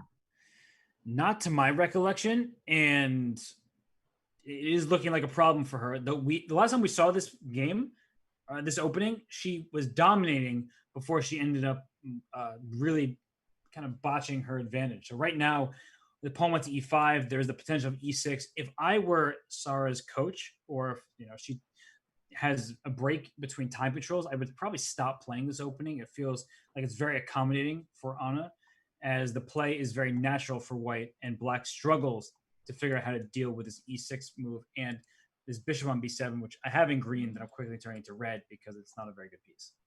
That's fair, but at the same time, when she's up such a big gap, she probably feels like Anna is the one who needs to switch up what she's doing, no? I mean, in this line, though, it feels so nice for white to play this position. That's fair. That's fair. I'm actually curious why she keeps picking it or what she likes about it. But, we'll save that for the interview portion. So knight e6, she's challenging the knight in the center. If knight takes e6, she takes with the f pawn, and she's going to get a defender to d5, so it's no longer isolated. White probably doesn't want to trade the... I was going to say she doesn't want to trade the knight, because if black ever takes, she takes back and puts another knight in the center. But she does, because I guess in exchange, she's attacking the pawn on b4 and activating her queen. Yeah, and the queen can swing over to g4. The rook on a1 can just come to c1. White's position is to be preferred at the moment. Mm-hmm. However, with the semi-open f file, and it's not like black is without plans of her own. So I do think that black has chances in a position like this for sure. Knight f5 is another move that I would consider, trying to gain space, attack the queen in the center of the board. I just ultimately think that white's structure is better, and the bishop on b7, I'm still trying to figure out what to do with it. I mean, that has been the theme of all of these openings. What is that light squared bishop doing? Man, light squared bishops have a really hard time in certain defenses, don't they? Yeah, when they get caught behind their own pawns, thanks to your opening choices. Well, I recently started playing this modern, where you give up the light squared bishop and then close up the position, and it's been a much better time usually. I'm very happy for you. Thank you. I mean that sincerely, despite sounding like I don't. And, yeah, knight h4 just played. She wants to go rook f5 to put pressure on this knight on g5. The knight also cannot return to f3 because the knight on h4 would be able to capture. So what do you do here for white? Kind of an awkward position for the time being. Right. So, I mean, can you reposition? You can't reposition your knight on g5. You can't push g3 to kick that knight away. You could play your rook to c1 and at least fight for the open file. That seems like maybe the most intuitive idea here, because it's the only piece whose position you're really improving. Rook c1 makes a lot of sense. And then if black plays h6, you're going to go knight to h3. And so black pushing pawns in front of her own king is probably not the ideal situation. Mm-hmm. However, the knight on g5 coming to h3, which actually Anna plays first here, it's not like that's the best square for that piece either. Yeah. Okay. Well, she didn't like her knight on g5, which I guess I understand. But where's it going from h3? f4 looks interesting. A move like queen f7, does it do anything? Puts pressure on f2, doesn't allow the knight to come to f4. Okay, I see what you're doing, trying to just keep me a little bit tied down. Just a little, yeah. I can move my queen out to g5, though, because f2 is defended by the knight in h3. So as much as I've been critical about that knight going there, it does do something positive, and I should give it a little bit of credit where it's due. Right, and then I'm using my queen to tie down your knight, which is just not worth it. This is different. I wasn't even looking at that side of the board. Wait, what is going on? Oh! What? Wait, why was b3 necessary to be played first? Oh, because now you're attacking a piece, I guess. Wow, that was interesting. I guess it doesn't work because of rook e3. Sometimes the simplest move is the best move. But the point was that, you're attacking this bishop on b3 and threatening rook takes on h3 to get your knight to the f3 square. So that was really fascinating. In another variation, if the rook were on f1 rather than e1, that would have worked out perfectly. I should make a mental note of that as a wonderful tactical idea. All right. Well, that was a very unique idea. I will give the players that. But now black is down a pawn. I guess you can take back e5. Okay, so she got back her pawn. The knight can't move because of knight f3. No, she can't Botez gambit twice in a row, right? That's not. Oh, okay. It's a check. It's a check. Sorry, I thought there was knight f3. I panicked. I panicked, Robert. But it's still winning because knight f3 check anyway. Wait. Why not knight f3 there? Wasn't knight f3 winning? It was. She stole a piece. She thought that was good enough. But yeah, She did blunder her queen 2 games in a row then. Remember how you said that she couldn't do that, and then she kind of did? That's because every time I say something isn't going to happen in commentary, it does. It does. I'm done predicting. So why don't you start predicting negative things so then positive things happen? Yeah, exactly. COVID is going to last another year. No. Wait, you meant in chess. That right. I knew that. Okay. I killed the vibe. Oh, yeah. God. And Anna lost again. Well, at least I distracted everybody from the fact that it's 1-6. Right? That was good. Cell 5? No? Okay, let's go to the next game. Let's check on Chess Queen, eh? Yeah, let's go over there. And for I saw somebody saying, "Why is Hess so mean?" I'm just a mean guy. What can I say? No, I'm actually I try not to be, but Alexandra is a friend of mine. Yeah, you see Hess walking down the street, you turn the other way, chat. You turn the other way. Oh, gosh. Cross to the other side of the street if you need to. It's less dangerous for you to jaywalk than to deal with Robert. Run away. Run away. And speaking of running away, aren't Black's pawns just running down the board here? I mean, they certainly are. But I guess Chess Queen also has that pawn on e6. And I'm getting, so this is going to be their last game. 5.5, man, the gaps are just huge today. Reminds me of my teeth when I was growing up. Do you want to talk about that? Because gap teeth. No, yeah, no, I know exactly what you meant. I just didn't know if you wanted to speak about it. No, I don't know. That wasn't necessarily the best reference. But yeah, no, I had a really big gap in between my teeth. At some point, one kid was like, haha, I bet you could fit another tooth in between there. And I was like, oh, okay. Oh, you've had some bullies in your life. I'm starting to feel really bad. And no, it's fine. This is not a therapy session. Like, we're supposed to be analyzing chess games. So we're talking about the gaps in your teeth and dude, how mean kids of a are person so mean growing up. Like, chat is saying Robert's mean, but kids are worse. You know who else is mean? The pawns on the 3rd rank. I don't see how you can stop those. The cool thing is, wait, if there's 2 pawns on the 3rd, a rook can't stop them both either, right? That's true. So it's just winning, and the only pass pawn Chess Queen has, the e6 pawn, is blocked. So even without calculating, I feel like intuitively there's nothing to do. You can even take that pawn on e6 because the rook can't leave the 1st rank, or you can play d2, which attacks the rook on e1 and allows you to queen the c pawn. This is pretty over. Do you see any last tricks? No, I'm asking you impossible questions, aren't I? I'm looking, I'm scanning the board. I see nothing. White's pawns are blockaded. Black's pawns are pushing. C1 equal. Now take on b7. You don't want to allow white to queen. That's for sure. And now rook takes e7. Just steal it and then get your queen. Yep. Chess Queen getting beat by the queen here. I think we're going to see a resignation soon, but again, she's still going to be up by 3 points, quite a lead, and there's only the bullet portion, so it's very unlikely that she doesn't win this match. All right. Did she adopt a player in this tournament? She did. In the first round of the entire event, in the first Grand Prix leg, she won 11-0. Oh my God. Who did she play against? I'm going to switch games back over to the other one. She was playing against Gunina Mamadzada. Okay, and what was her rating? Gunai's her classical FIDE rating is high 2300s or maybe over 2400. Got it. Okay, so there is somewhat of a 200 something rating gap between them. Makes sense. She's 2443, so not really much of a rating gap, and it was just honestly a demolition. Speaking of demolition, how bad is this 6-1 score, Tana? I mean, how unlikely did we think this was going to happen? Extremely unlikely. I mean, Sarah, she was my pick yesterday when we looked at the bracket because she's made it to both the semifinals in the previous Grand Prix legs she's competed in, and she's been really strong. And she's a great player.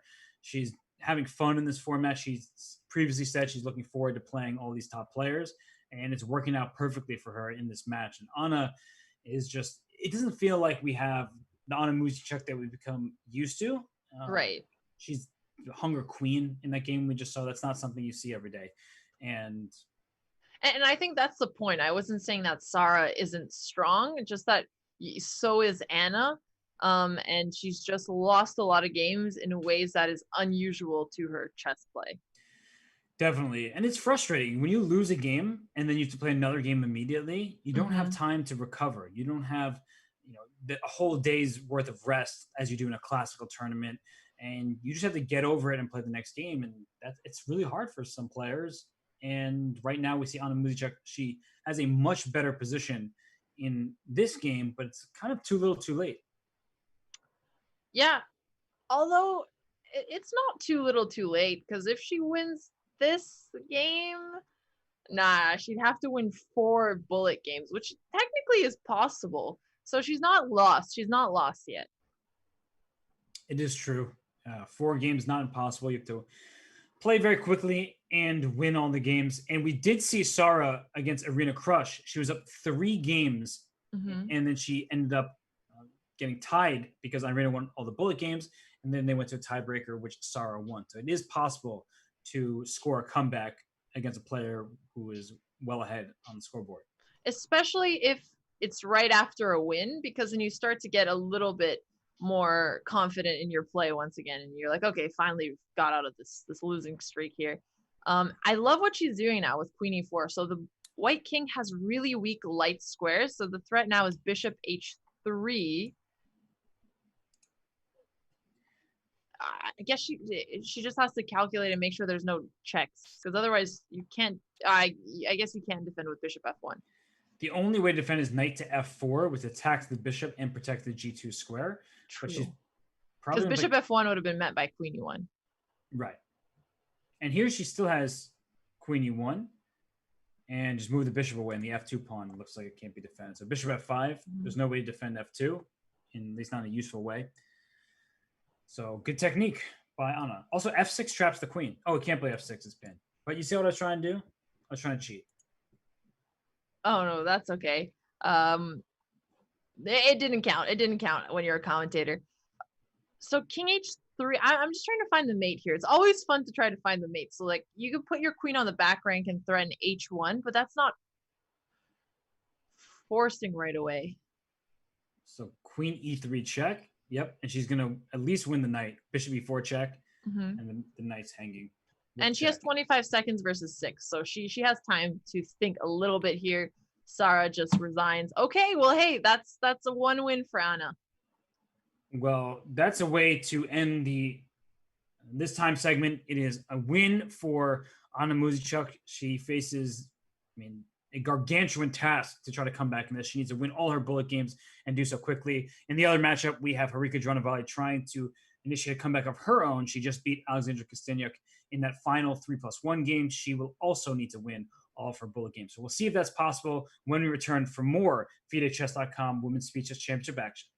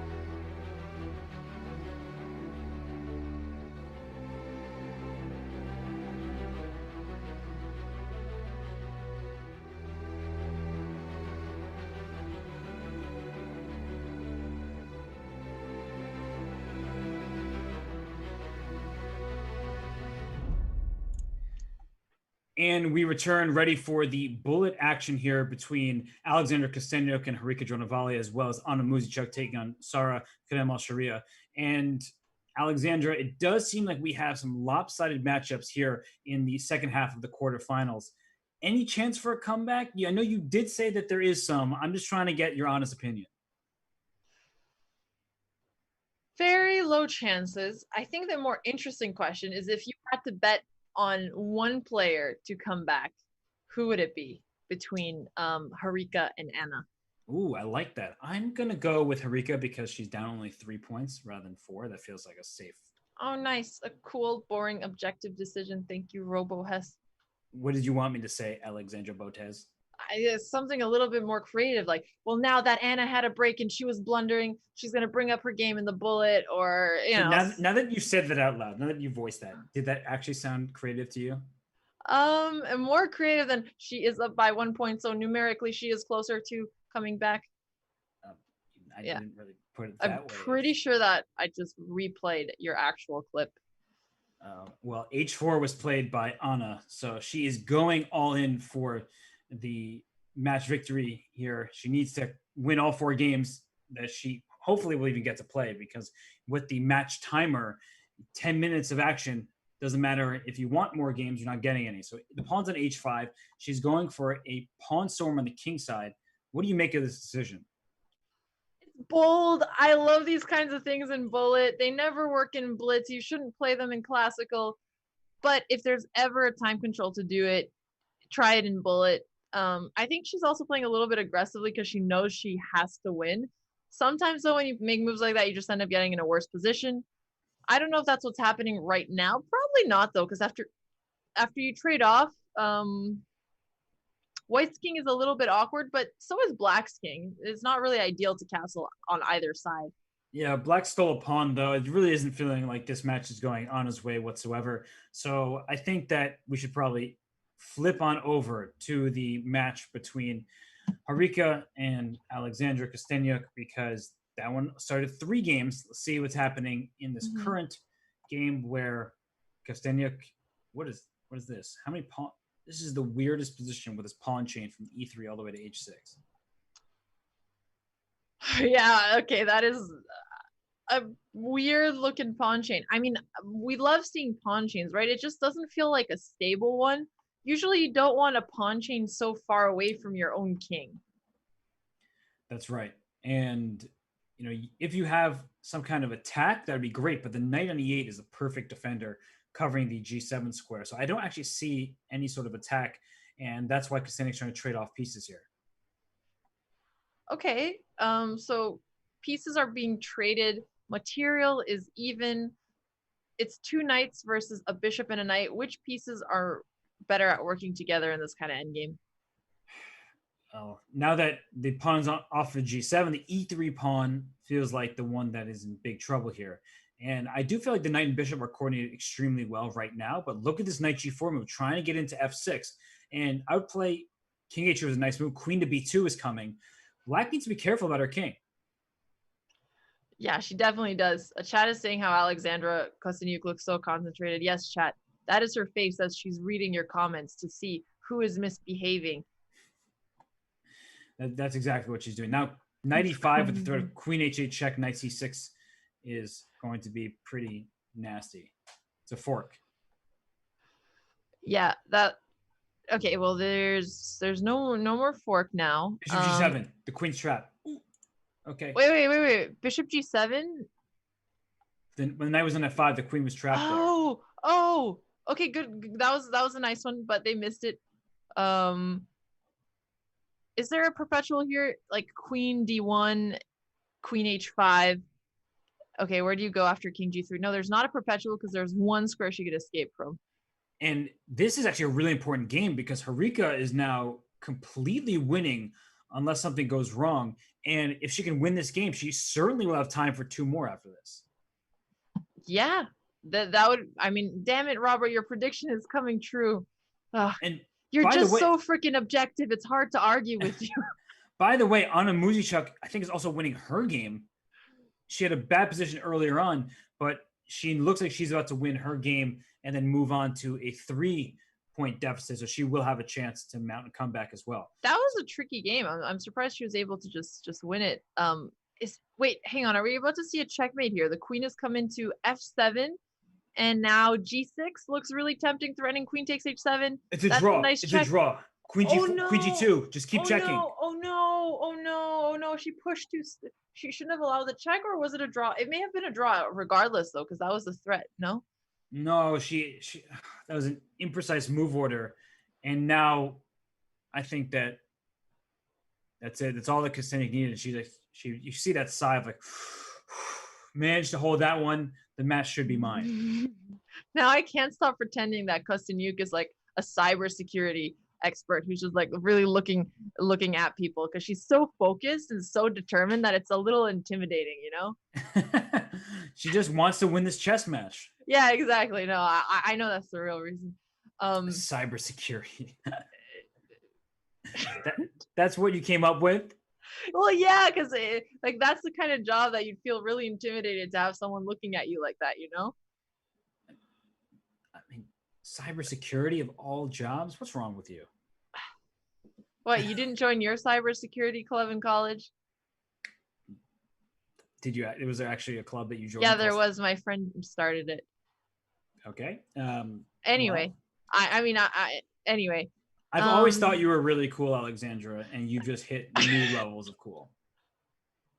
Thank you, Robert. I just always ascend to new heights, you know? I'm proud of you. Thank you. Have I told you that before? Yes, usually sarcastically, but it doesn't matter. I change the tone in my head so I hear what I want. Anyway, sorry, I didn't mean to take away from the chess again. So we got 2 bishops and a weak pawn on d6. Unless there's any tactics, I do like Kostanek's position better, but it's not winning. It's just preferable. She also has more time on the clock. Yeah, this is a really nice position for her. No weaknesses in White's position. Black, on the other hand, is bishop takes d6. It's not even a weakness anymore because you're stealing the pawn. And once you take out the rook on f8, the knight and c5 are both under attack. You cannot defend both. Rook c8 would be the attempt, but the bishop on f5 covers that. So it looks like Kostanek is stealing a piece. The game. Stealing a piece and reading your internet history. You really are not going to let this cybersecurity it's not funny. go. I just can't stop thinking about it. I'm done. Oh gosh. Yeah, she won the game. I mean, she's so good at chess. Yes, she is good at that. So, should we flip on over to the other match to see if Anna Muzychuk's making any progress? Yes. 3-6, so 3 points away. She was 4-point lead. Can she win this game? Actually, she can, Robert. There's rook e2, which is a threat. Bishop d4. And now d2 is coming if you take on d4. Oh, d2. You don't take back. You push d2. That's so clever. Because now you cannot stop the promotion. The king cannot get closer. There's a line of fire. And there is no perpetual check because the king is snaking its way over. Oh, wow. Bishop b6. Because rook d8 check.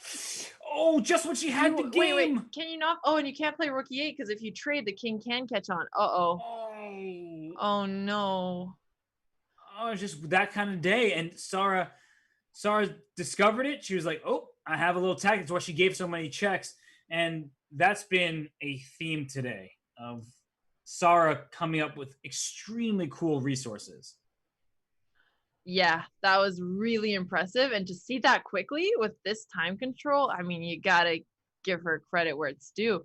Okay, so she can go for perpetual. She's going to go for perpetual because she still has enough time to win the next games. Like, no reason to push a position that's drawn, right? Well, she only has 2 minutes and 24 seconds, so she definitely doesn't have time. Oh, this must be their bullet rating. So Anna's up 100 points in terms of bullet rating. I think Sarah's a little underrated. Probably from the way I've seen her play. She's a little good. A little bit. Yeah. I mean, these players are all super impressive. I mean, does Sarah have her GM norms? She has, yes, at least 2, if I'm not mistaken. At least 2. Yeah, she's an incredible player, and I've said this many times at this point.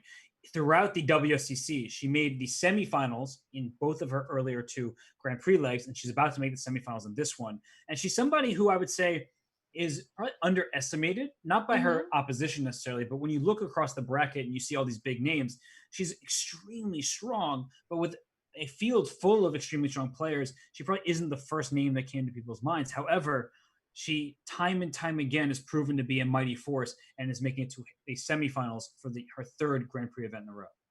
Wow. Well, that is super impressive. And I think she's extremely famous in Iran, right? She is. Yeah.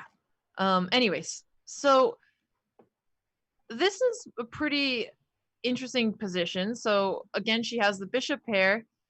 I think Anna's knight position is a little bit clumsy. It's not clear where they're going to go from there. And black has more space on the king side. So this does seem like a nicer position to play for black, but it's not winning or anything like that just yet. No, it's just not, as you said, better to play. And now with his bishop on f6, you just look at piece to piece. The bishop on e6 is doing very well and it's unopposed. There's no light square bishop for white. The double pawns are something that black typically isn't thrilled about, but it's not like white can do anything with the extra pawn on the e through h file. Right? That pawn can go to e5, but then just putting it on a potentially vulnerable square. So actually, bishop takes c4 and rook to e8 may just scoop up that pawn in the near future. Okay. Well, now that e5 pawn is just going to be a target for the rest of the game. g4 doesn't work right away because f5 is hanging. I'm always intimidated to have a queen pinning any of my pawns to my king, but I don't see how now g4 works because f4 isn't protected anymore. Anna's queen is really far away from defending. Okay, but no side took advantage of that. I think your g4 move was a really good one. Instead, we saw a series of trades where white has to be better because even material, the queen is nicely centralized, and it's going to be wait. Oh no, I got news that the time's up, so that means Anna actually couldn't catch up from behind. And wait, sorry, I was reading the Slack about how much time the players have. Was that another queen blunder? I thought you started clicking. Was that another queen? Third one in a row. Robert, is it me? Am I bringing this luck? I was about to say, I thought you went and started clicking on moves and were playing the game because of what just happened there. I mean, and I'm going to send Anna like a personalized apology note because I feel like I cursed her or something. I think you kind of did, honestly. And that's the third one today. It didn't matter because the match out of was 11 games, though, 3 out of 11 is a lot. It is a lot. The match was over, so let's just say it didn't matter, right? The result of the match was already in the books. However, it really was kind of that kind of day, and I just said kind of many times in the same sentence. But that's just where we are at this point, with some mind-boggling situations where Anna Muzichuk's such a strong player. We know how talented she is, and she's perhaps not so experienced in online formats. Oh, speaking of queens, that queen on a7 is trapped in this last game here. So many queens just suffering fatalities today.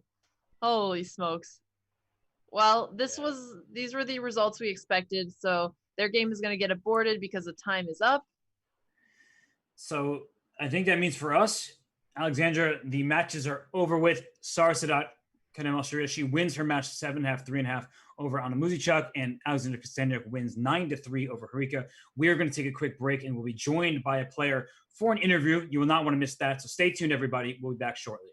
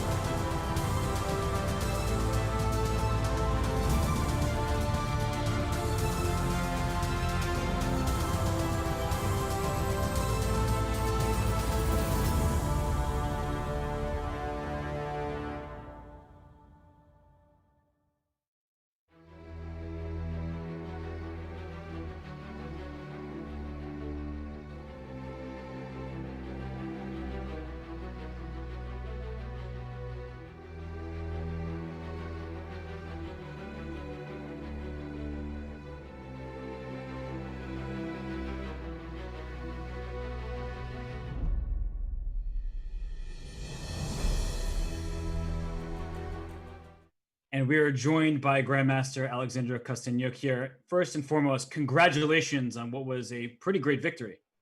Thank you, Robert. Thank you.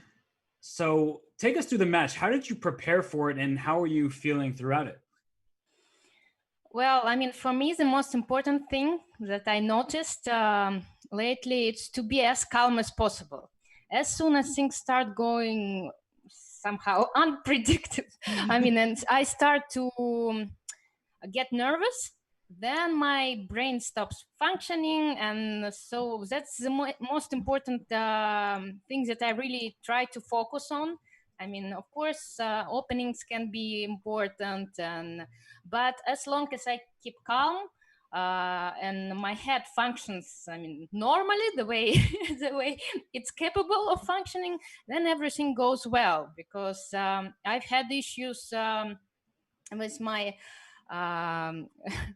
mood on the first week. I was very happy throughout the my second tournament, the third leg. And this tournament, it started very shaky. I mean, yesterday I was not happy about the way I performed. Too many blunders, and especially I couldn't keep calm. But today it was a little bit better. Of course, I got lucky in some of the games, but this luck, it doesn't come out of nothing. So you really need to, you're playing against very strong opponents, and in order to make them make mistakes, make them blunder, you really need to work hard. For sure. And you were leading from the start of the match, but it seems like you're talking about not being too emotional so that you're playing as objectively as possible. How did you not get overconfident? Well, it's not really about too emotional, because, okay, I know that mistakes happen. It just inside do not have, heart rate 200 beats per minute. And that's kind of more physiological things that unfortunately I'm not capable of control. Because, right. Okay, emotions, it's hard sometimes, especially after blunders, but still you are trained to control them throughout your career. You have many ups and downs, but some physiological things that I'm just probably, I should take some pills, okay, that are allowed, of course, but I've never really used them, and I don't really want to to get into this field. So when this heart rate starts to increase and you just cannot focus, and because of that you're making mistakes, that's what I'm not satisfied usually with. But as long as I keep calm and my heart rate is like not under 200 but at least 150, everything goes well.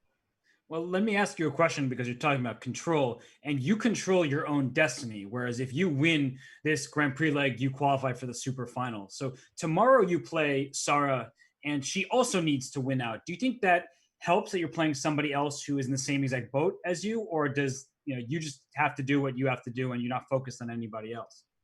To tell you the truth, I've become a fatalist. I mean, in the last decade or so, because I've seen so many things that you cannot really explain.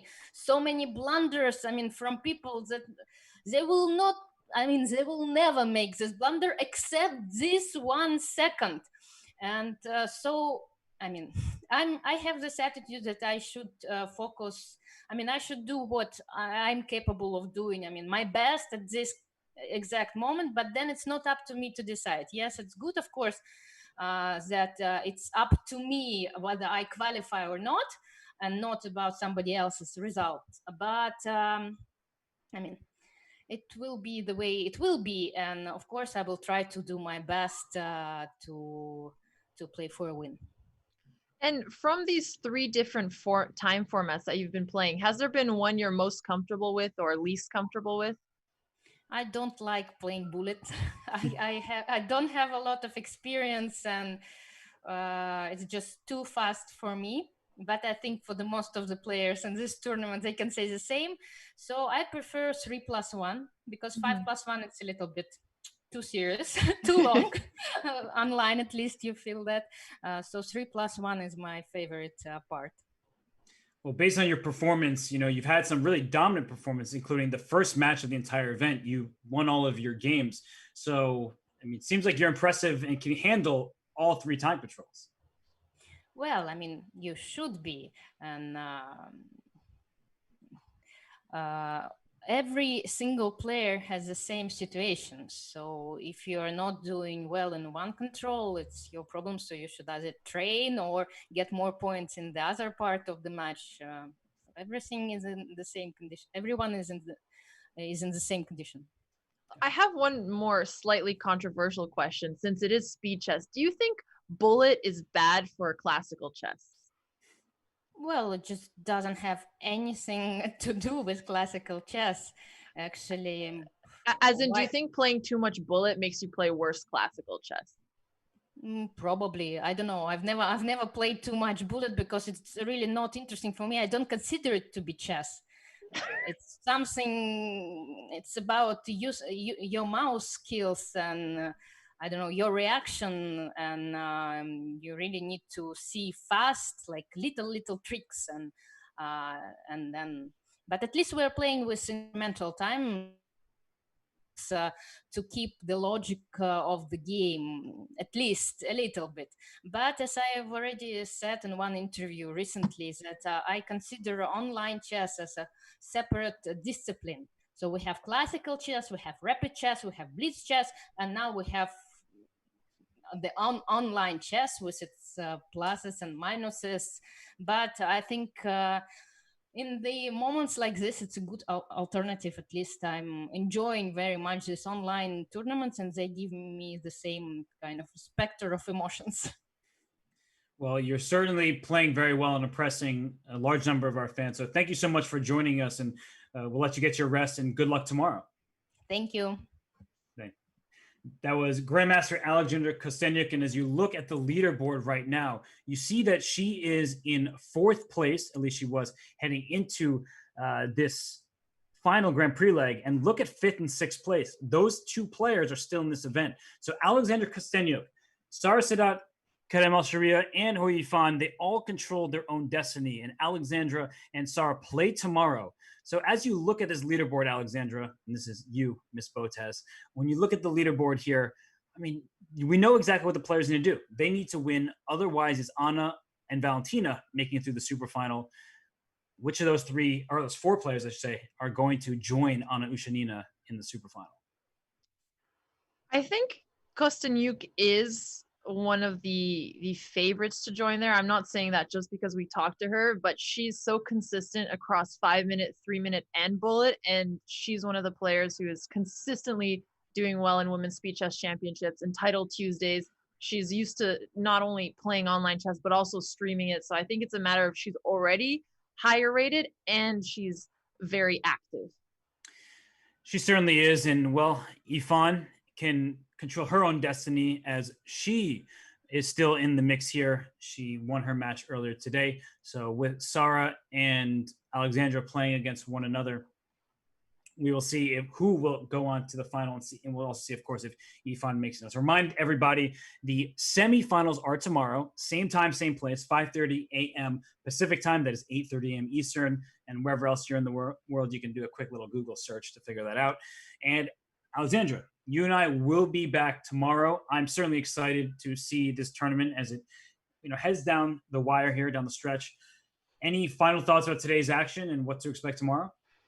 Hopefully less queen blunders, Robert. That's all I'm going to say that on what I'm hoping won't happen. I'm excited. I've really been enjoying the games. I like the rapid time format. What about you? Any final thoughts? Well, I mean, I thought that Humpty Kuneru winning against Valentina Gunina was very unfortunate for Gunina, who's played very well throughout this cycle here. And it will be Humpty Kuneru versus Hou Yifan tomorrow. How could you not be excited about that one? And on the other side of the bracket, we will have Sara Sadat, Kerem Al-Sharia taking on Alexandra Kostenyuk, who we just heard from. She's in great form. And she says, hey, I'm a fatalist. I control my own destiny. We'll see if I'm up to the task. So on that note, we will bid everyone adieu. It's been a fun event. We still have 2 more days of this, tomorrow and then Sunday. The semifinals will continue in the FIDE Chess.com Women's Speed Chess Championship, but that will be tomorrow. In the meantime, enjoy the rest of your Thursdays, everybody. Happy chessing.